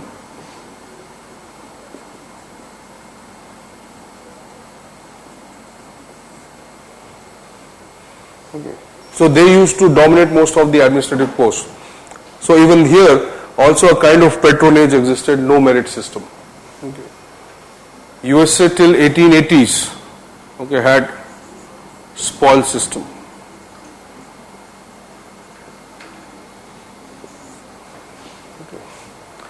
spoil system, the political power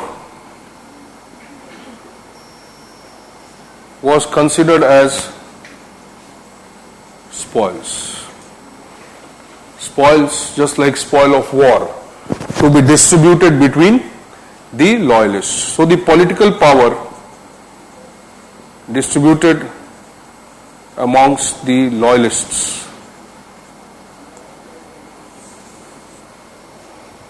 Okay. So most of the people who occupied the top administrative post, they were basically not coming from because of the merit, but they were coming because of the loyalty to the party in power. So spoil system also had, or it led to huge corruption within the American society. Okay. India, obviously governed by the colonial administration, so there was no merit-based civil services system. Most of the higher administrative posts were occupied by the Britishers or the foreigners. Okay. So you can say a patronage system was existent.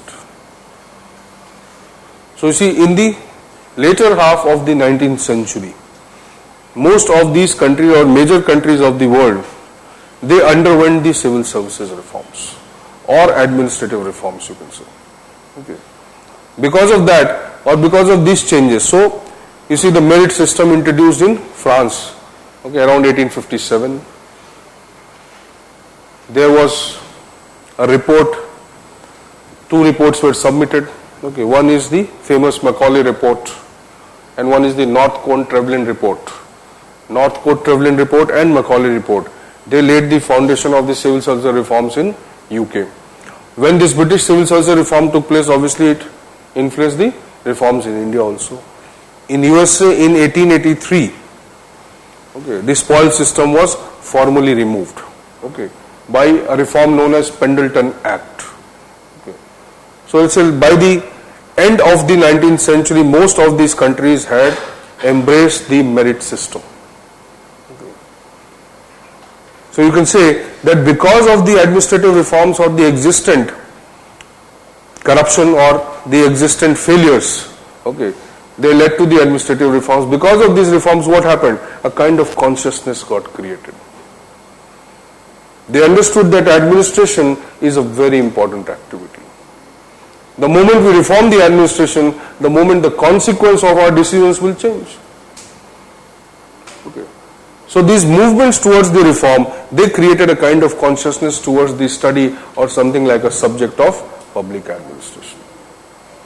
Okay. So this consciousness was not voluntary. It was because of the existent social and other problems in those societies.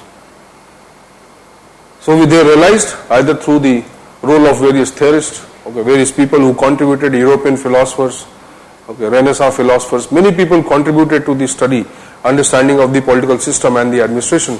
So because of that, you can say the consciousness towards the academic knowledge of public administration increased. So slowly and slowly, you can say many of the developments started, curriculum changes. Okay, people started studying at least partially the administration as a subject, okay, even though it was attached to the political science. But there emerged something like a sub-discipline of political science as the public administration, even though it did not become independent. But being part of the political system and later understood as an important part of the political system, people started studying it. Okay. Various other influences, okay, like constitutional reforms, US, number of other countries, okay, what it influenced the study of administration. So in 1887, okay, you can say logically, in 1887, okay, there was an essay written by a person known as Woodrow Wilson. Okay, the study of administration. Okay. So the study of administration, even though you don't say that it is only the Wilson, because all these developments have influenced the study of public administration. Wilson was only the nucleus, or Wilson emerged as the nucleus of aggregating all these developments prior to Wilson. So Wilson wrote an essay, and somewhere he created a kind of academic consciousness. The study of administration or the science of administration, okay, he brings his idea that, okay, why there is a need to study a separate discipline of public administration. Okay. So we attribute it to Wilson, but Wilson was not known then. Wilson was known to the theorists around 1920s. Prior to that, there was another person who wrote a book in 1900, Frank Goodenough, Politics and Administration. Okay. So Frank Goodenough was known before or prior to the Wilson. But later some theorists found out that okay, it was not in 1900, but it was in 1887 that another paper had already come on the study of administration. So later what they did? They rechristened the Woodrow Wilson as the father of public administration because they are already given the name to the Goodenough, the father of American public administration. Okay. So even though Wilson was discovered late, he was credited with the evolution or emergence of public administration as a discipline. उनका आया था 1887 में और ये वाली book आई थी 1812 में आई थी। ये तो फ्रांस में थी ना? अच्छा उसको तो मतलब बोल सकते हम लोग फादर का किसको? ये जो जिसने बुक लिखी बोल सकते हैं, but see the context of the origin कब माना जाएगा? नहीं, जब एक्टिविटी शुरू होगी तब ना। किताब लिखी और गायब हो गई तो कैसे माना जाएगा उसको कि इसने इन्फ्लुएंस किया academic orientation? When nobody pursued the academic orientation after this book, nobody took this book seriously as seriously they took the essay of the Wilson. Then how we can say that this is the foundation, and in fact that is restricted to because of the language also. लेकिन ये भी sir इनका civil services reform हुआ था वो sir 1887 से पहले हो चुका। तो हम we are not denying that they are not, but अगर उन्होंने फादर उसको बोला तो हम कैसे नाम चेंज कर दें बताओ? So so logic is that why we are saying that, because these reforms, okay, they were in the activity of administration. Okay, when the subject or the discipline emerged, there should be academic input to the subject, or at least acceptance of something like a subject within the academic circles. That was not there. So even if they studied administration, they reformed the administration, they had certain principles, but nobody pursued the administration as an academic discipline. So Wilson's essay is considered to be, you can say, revolutionary in that regard. That okay, people were attracted towards the administration. Okay. And the main reason is that because America was becoming more powerful academically and politically both, American context was democratic. That is why we accept the 1987 essay as the basis of formation of public administration. ठीक है भाई, हम monarchies को थोड़ा ना रखेंगे basis, तो democracy को रखेंगे. So you can understand that way that academic origin owes to the US rather than the France. Fine. So Wilson wrote the essay, but yes, even in his own country he was discovered late. Okay. But when Wilson whatever the Wilson talked about in that essay, that had huge influence in the theory building initially for almost 40 years in the field of public administration. From 1887, or you can say even if you take 1900, from 1900 to 1940s, most of the theoretical developments which were done inspired by the Wilson. Okay. Maybe directly or indirectly, even if the Wilson wanted it or not wanted it. Later Wilson himself became the president. So even then you can say, probably after becoming the president, his book became more famous. Okay. And that is also one of the reasons. Because politically he was very powerful as well as known. Okay. Even though he was more academic in orientation, not political. But because of his stature in the political system, also his book or his contribution gained much attention. That may be also one reason. Fine.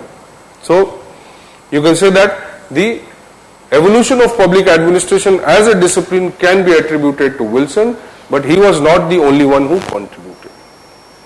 Okay. But as a cut-off date we say that yes, it is the Wilson.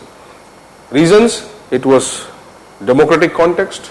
Secondly, America was emerging as a powerful institution, politically as well as socially, culturally. Okay. The Europe was technically conservative in nature. Okay, and that is why it could not have that much of influence. Okay, beyond. Plus, the UK was considered as a colonial power. That was also one of the reasons for aversion towards the Europe, because most of them were what? Colonial powers. Okay. So America emerged as a neutral country or a society, okay, where the independent pursuit of knowledge could be done. Okay. America was also inhabited slowly and slowly by the people from across the world. That was also one of the reasons. Huge diversity within the US. That diversity was not visible in Europe. इतना समझ में आया? ठीक है, लिखो फिर कुछ चीजें. Correct. Evolution of public administration. Right. Evolution of public administration. Right.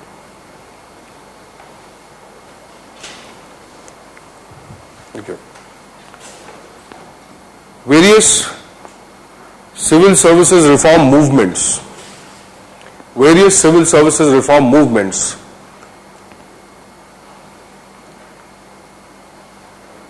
in the first half of the 19th century in Europe, first half of the 19th century in Europe,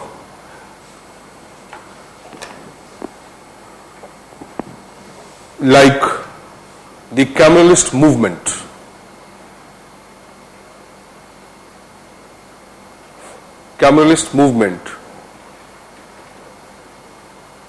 for the reforms in higher administrative systems.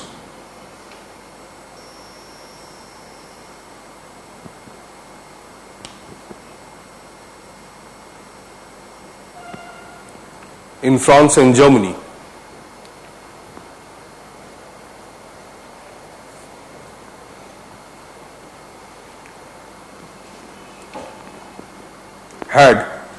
Had an impact on the acceptance of administration as an important area of study. Acceptance of administration as an important area of study.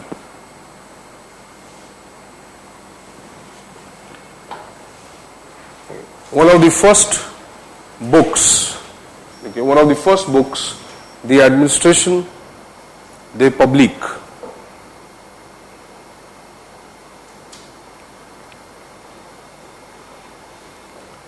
Administration des Publics, written in French.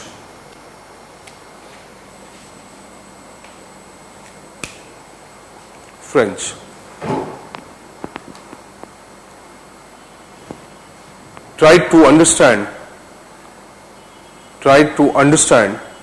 various facets of European administration.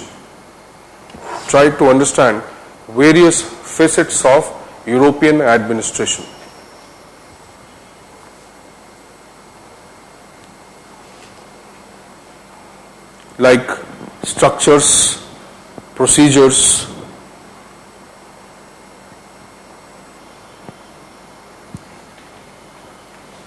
guiding principles,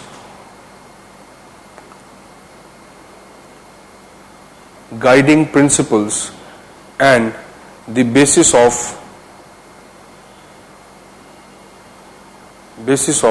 formation.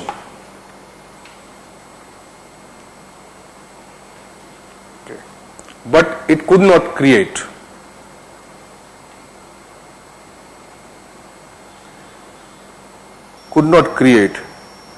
an impact strong enough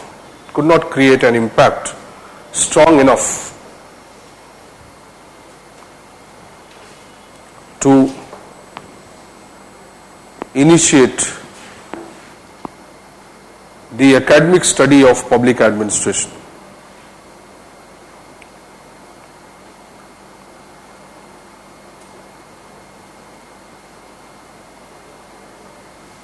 Partly because of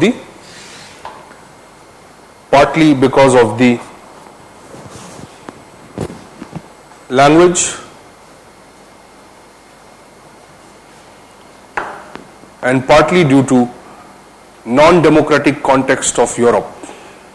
and partly due to non-democratic context of Europe.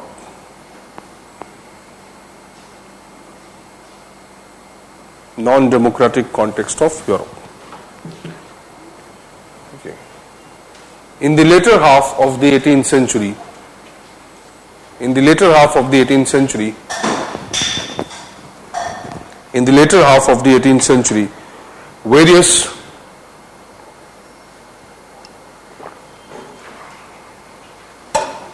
various structural reforms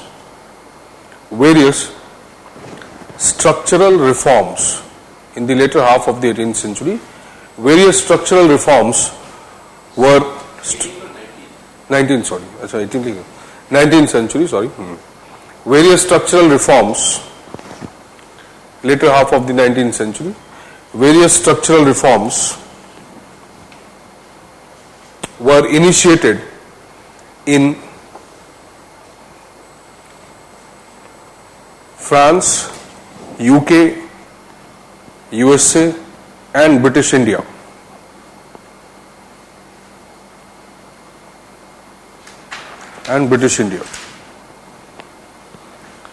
The sale of office system.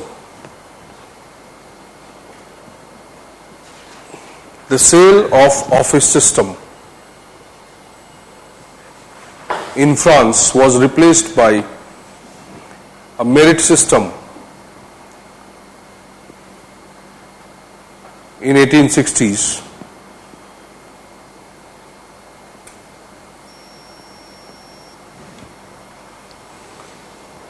Next line. The Macaulay reforms, 1853. The Macaulay reforms. Macaulay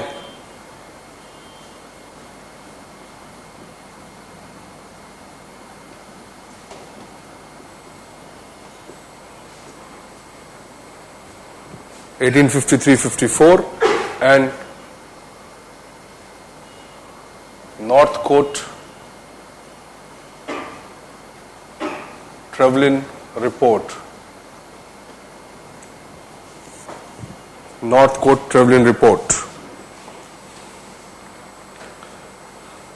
Formed the basis of Northcote Trevelyan report. Formed the basis of civil services reforms in UK. Formed the basis of civil services reforms in UK. From an aristocratic personal system.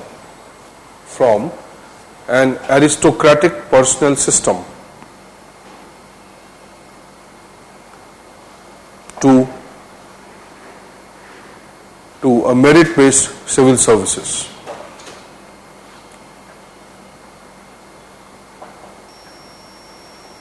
This report also formed the basis of reforms. This report also formed the basis of reforms in the British India. This report also formed the basis of reforms in the British India. What happened in India? Prior to the Macaulay report, no, what kind of civil services we had? Colonial. But what was the structure? We had an East India Company. So East India Company, why will East India Company have civil services system? It is a trading firm.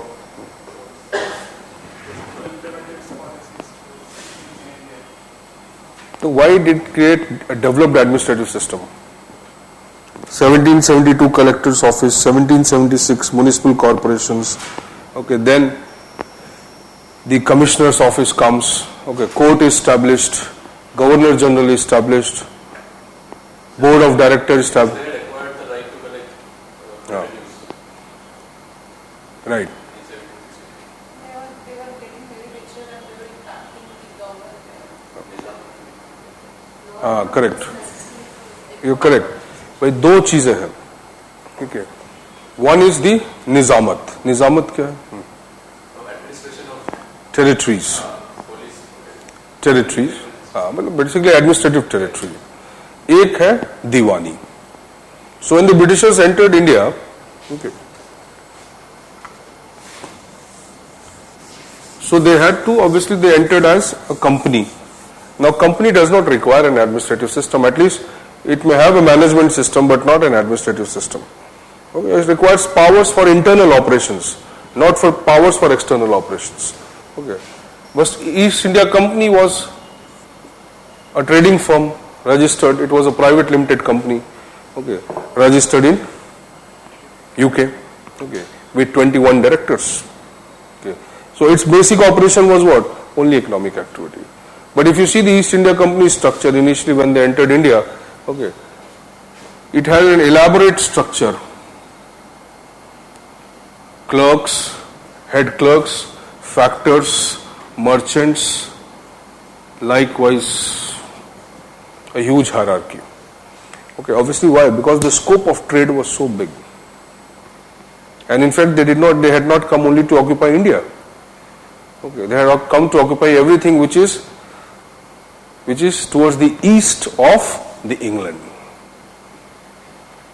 Okay. So Indonesia, whatever we talk about. Okay. So they came to occupy that and obviously they required for that a big elaborate structure. But who was the person who fought war with the Nawab? Clive. So when the Clive comes, okay, and when he understands that okay, it is now or after the Mughal administration or after the Aurangzeb's demise, the Mughal administration was also destabilized. Okay, so he realized that okay, now it is not possible for them to govern. So he maintained an army, a kind of depot they used to call. So he maintained an army. Now that army was supposed to fight. Okay, but the army which he maintained was basically for the security of the trade, for the protection of the depots which they created. Okay, but discreetly they were training them for a war. Okay, so he used the army. The moment he used the army, he realized that okay, yes, now it is very easy because most of the Nawabs were being given doles by the Britishers. Privy purse क्यों बना भाई? इसीलिए बना. ठीक है. England में जो privy purse था, that was basically for that only. That they would be given in that era.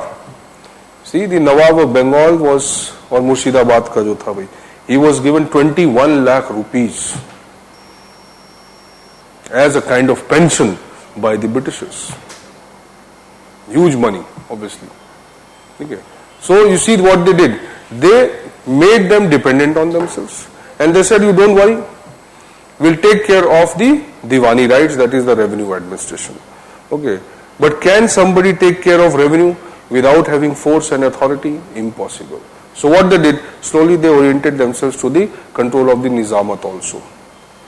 But if I have to collect the revenue, then I need to take the sepoys with me. I need the support of the police, without which I cannot collect the revenue. I need to punish people for not giving the revenue or something, whatever.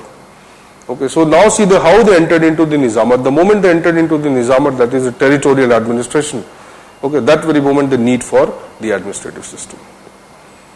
So 1772 onwards, you'll see the growth of the entire administrative structure, even though, okay, the British government was not at all involved till that time, unless the 1857. Okay. So British government was directly not involved in the governing of these territories. Okay, so administrative system emerges. So 1853 report, you can say, formed the basis of emergence of the civil services, not the reforms. Because prior to that, it was not basically the civil or administrative services, it was basically the service designed to cater to the East India Company. Okay. Trade-based civil services, we can say. It was not a politico-administrative civil services. Only after 1858 it come. So these two reports, you can say they brought about the evolution of the civil services in India. Okay. For the first time. Earlier there was no civil services. You cannot call them civil services. Okay. No functions were there. Okay. Except for collection of revenue, law and order. But after 1858, certain other functions were also added. Policy making, political reforms, constitutional reforms, many things now they were doing. Okay. So this report formed the basis of reform in India also. Okay. In US, okay, लिखिए आगे. Right.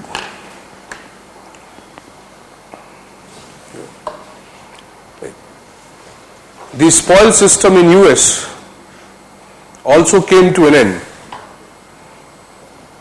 though not completely. The spoil system in US also came to an end, though not completely.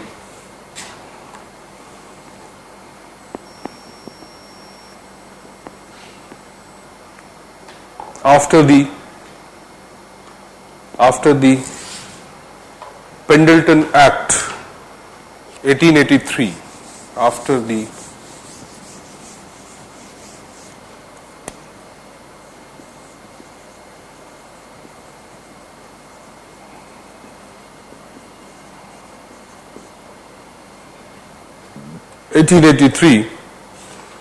which Pendleton Act 1883,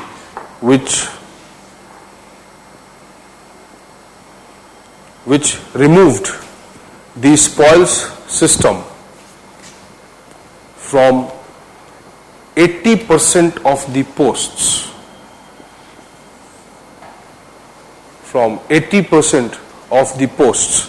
in the civil services.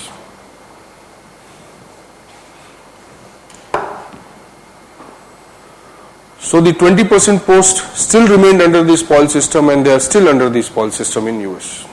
So there was not a complete elimination of the spoil system, but after the 1883, you can say the merit-based system also emerged in US.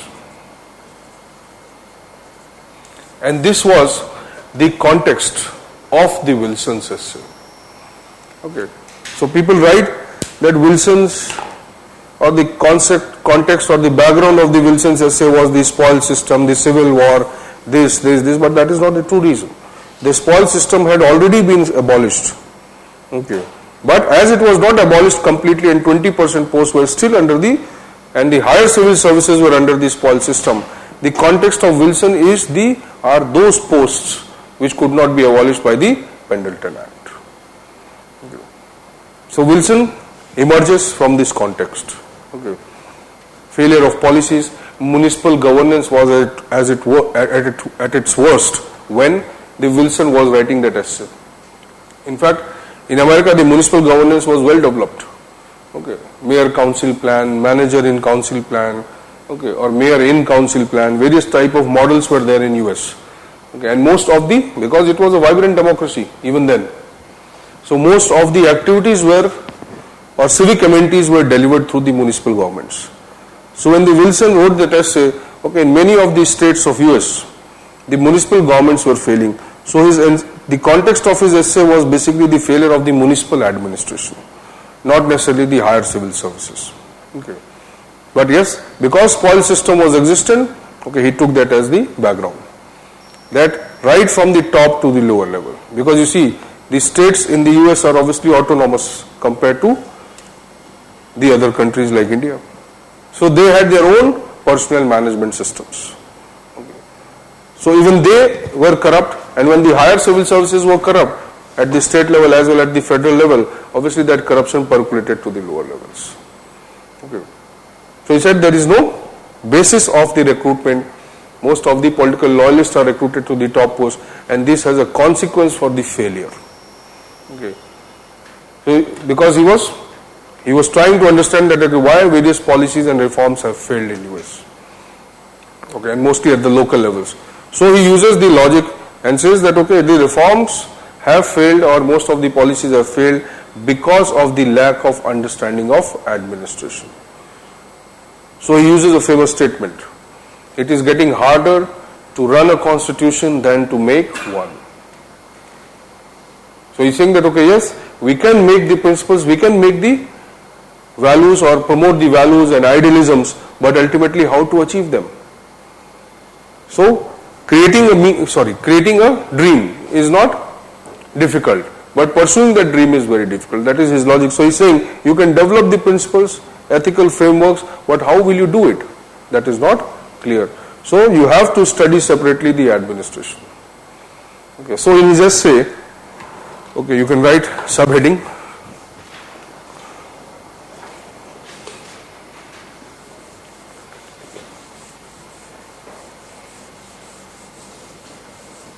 the emergence of public administration as a discipline,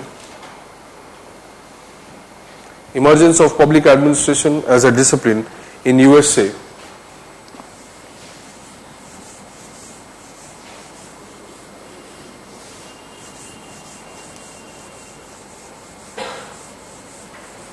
essay, and the contribution of Wilson or Woodrow Wilson, little respectable, contribution of Woodrow Wilson.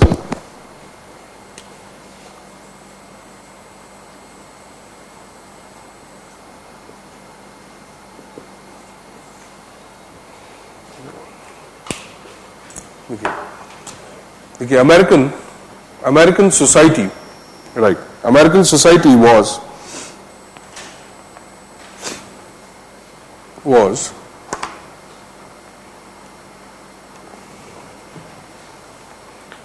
a symbol of cultural diversity,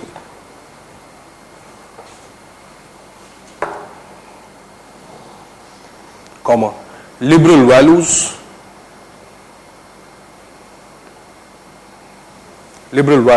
and an ideal political system.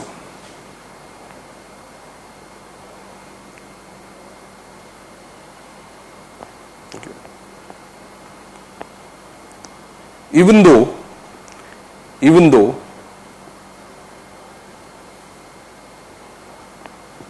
the Europe was much more developed,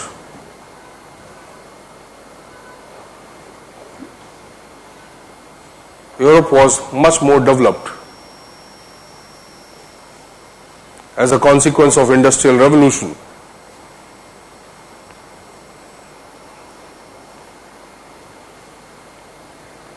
The American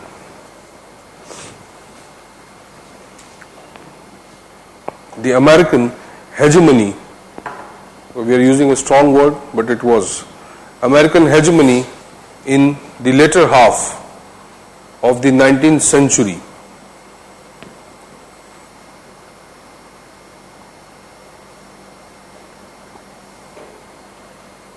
post American constitution कब बना था?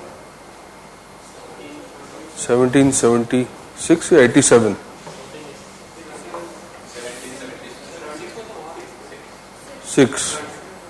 तो American और US constitution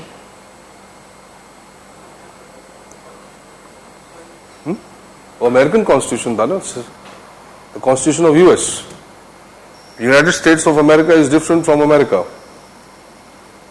is it और not? Federal constitution कब बना? Okay, it's okay. What did you right? Earlier the system was not federal, or you can say it was federal in the sense of being ideal. Okay, the states were given the power to go away, but later what happened? In a federal system the states can go away. फिर Philadelphia Convention हुआ. Philadelphia Convention में they put the condition that even though the states are autonomous, okay, they don't have the right to secede, they don't have the right to go away. तब वो constitution of US बना. ठीक है, पहले American constitution था. Okay, क्या लिखा है भाई? 19th century in the, लिखिए, American hegemony in the latter half of 19th century in the academic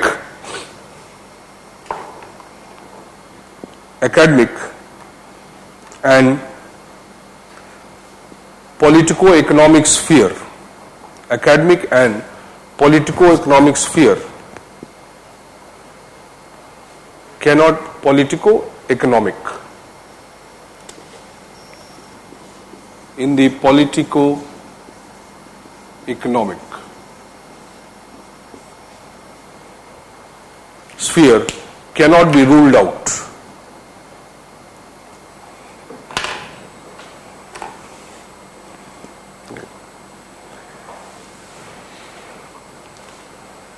The spoil system had slowly given way. The spoil system had slowly given way to to the merit system,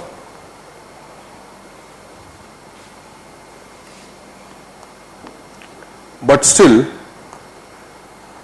the rights of various communities, ठीक है, Afro-Asians, Red Indians, ऐसे बहुत सारे थे, various communities were still not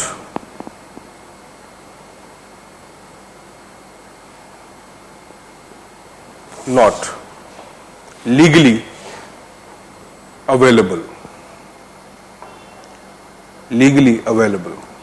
In this context, Hispanics, Afro-Americans, Afro-Asians, बहुत सारे वहाँ पे communities थी. That is why America became kind of symbol of diversity. So in this context, the Wilson writes the essay. In this context,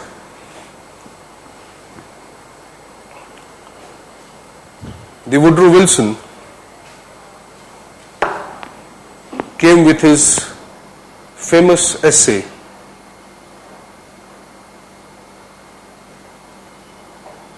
The Study of Administration, 1887.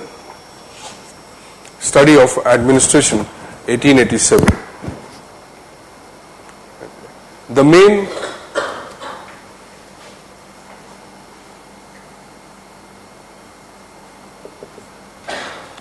arguments put forth by Wilson were, number one,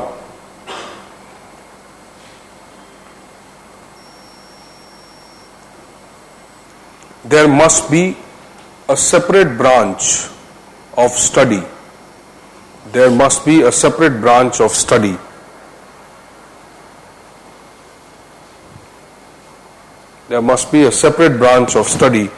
called administration.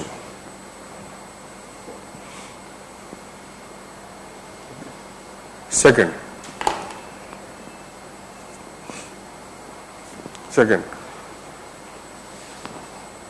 the study of administration must be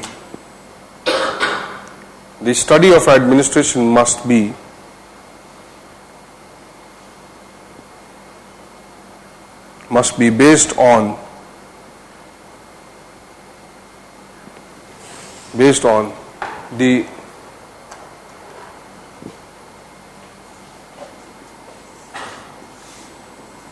science of administration.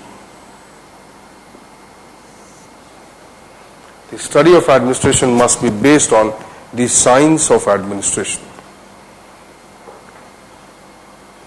Third,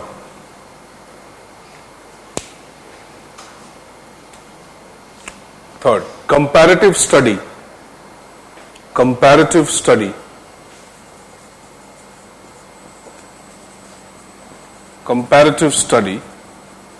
of European and American administration.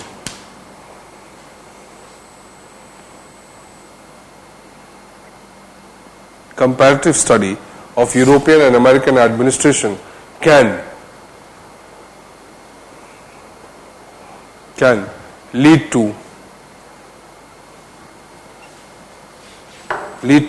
the development of science of administration.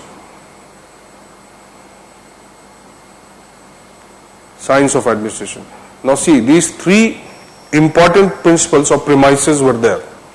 That there must be a study of administration separately, and this study must be based on science of administration. And if we use a comparative approach, this science of administration can emerge. Now what is the meaning of science of administration? Just now we have discussed art and science. What is the meaning of knowledge? Right. So there must be some universal principles of administration, and we must search for these universal principles. Okay. So science of administration obviously does not mean here the physics of administration or chemistry of administration. It means what? It means there are some generalized or there is some generalized knowledge regarding administration. So from where this knowledge will come, so he is using an approach which was much ahead of the times. It was obviously not developed then. He is using a comparative approach. A comparative approach is what? He wanted to study the European administrative systems, but he realized that these administrative systems have an inherent nature of exploitation. They are more controlled and rigid, whereas we have to serve the democracy. So what we can do, he's saying, I can or we can compare the knowledge of administrative systems from America, okay, or from Europe and America, and what we can do, we can now modify it according to the democracy. So it was based on three premises, that we need to study administration, and then we need to develop a science of administration, and this science of administration can be developed only by a comparative knowledge of European and American. Now based on these three arguments, now he further writes various things. Okay. So we'll explore tomorrow what he writes. Okay. So till now at least you have understood how we have moved chronologically from the scope to this, to this, to this. Various things will come later also. Many approaches are there, okay. The approach has not ended. Approach is all the conceptual developments in public administration is an approach. Okay, so approach means that it is a conceptual framework to understand something. Unless it is conceptually understandable, it cannot be an approach. Okay. Till that time it will be only something like a view, okay, or an assumption, a guess. Okay, so various approaches are there, more than 40 approaches are there, which are the dominant ones, through which the public administration has evolved. Okay. So today, various new approaches have come, and the drawback of PubAD has been that it is multidisciplinary in nature. So various approaches from various other disciplines have also influenced the public administration. But what was the most dominant one? We said the positivism. We are talking about positivism. You see science of administration, so the basic origin of the study of public administration comes from where? The influence of the positivism. Even if he does not mean a physics of public administration, but at least when he is using the term science, he must be aware of the meaning, what is a science. So science means that somewhere he was also influenced by the idea of positivism. Okay. इतना समझ में आया?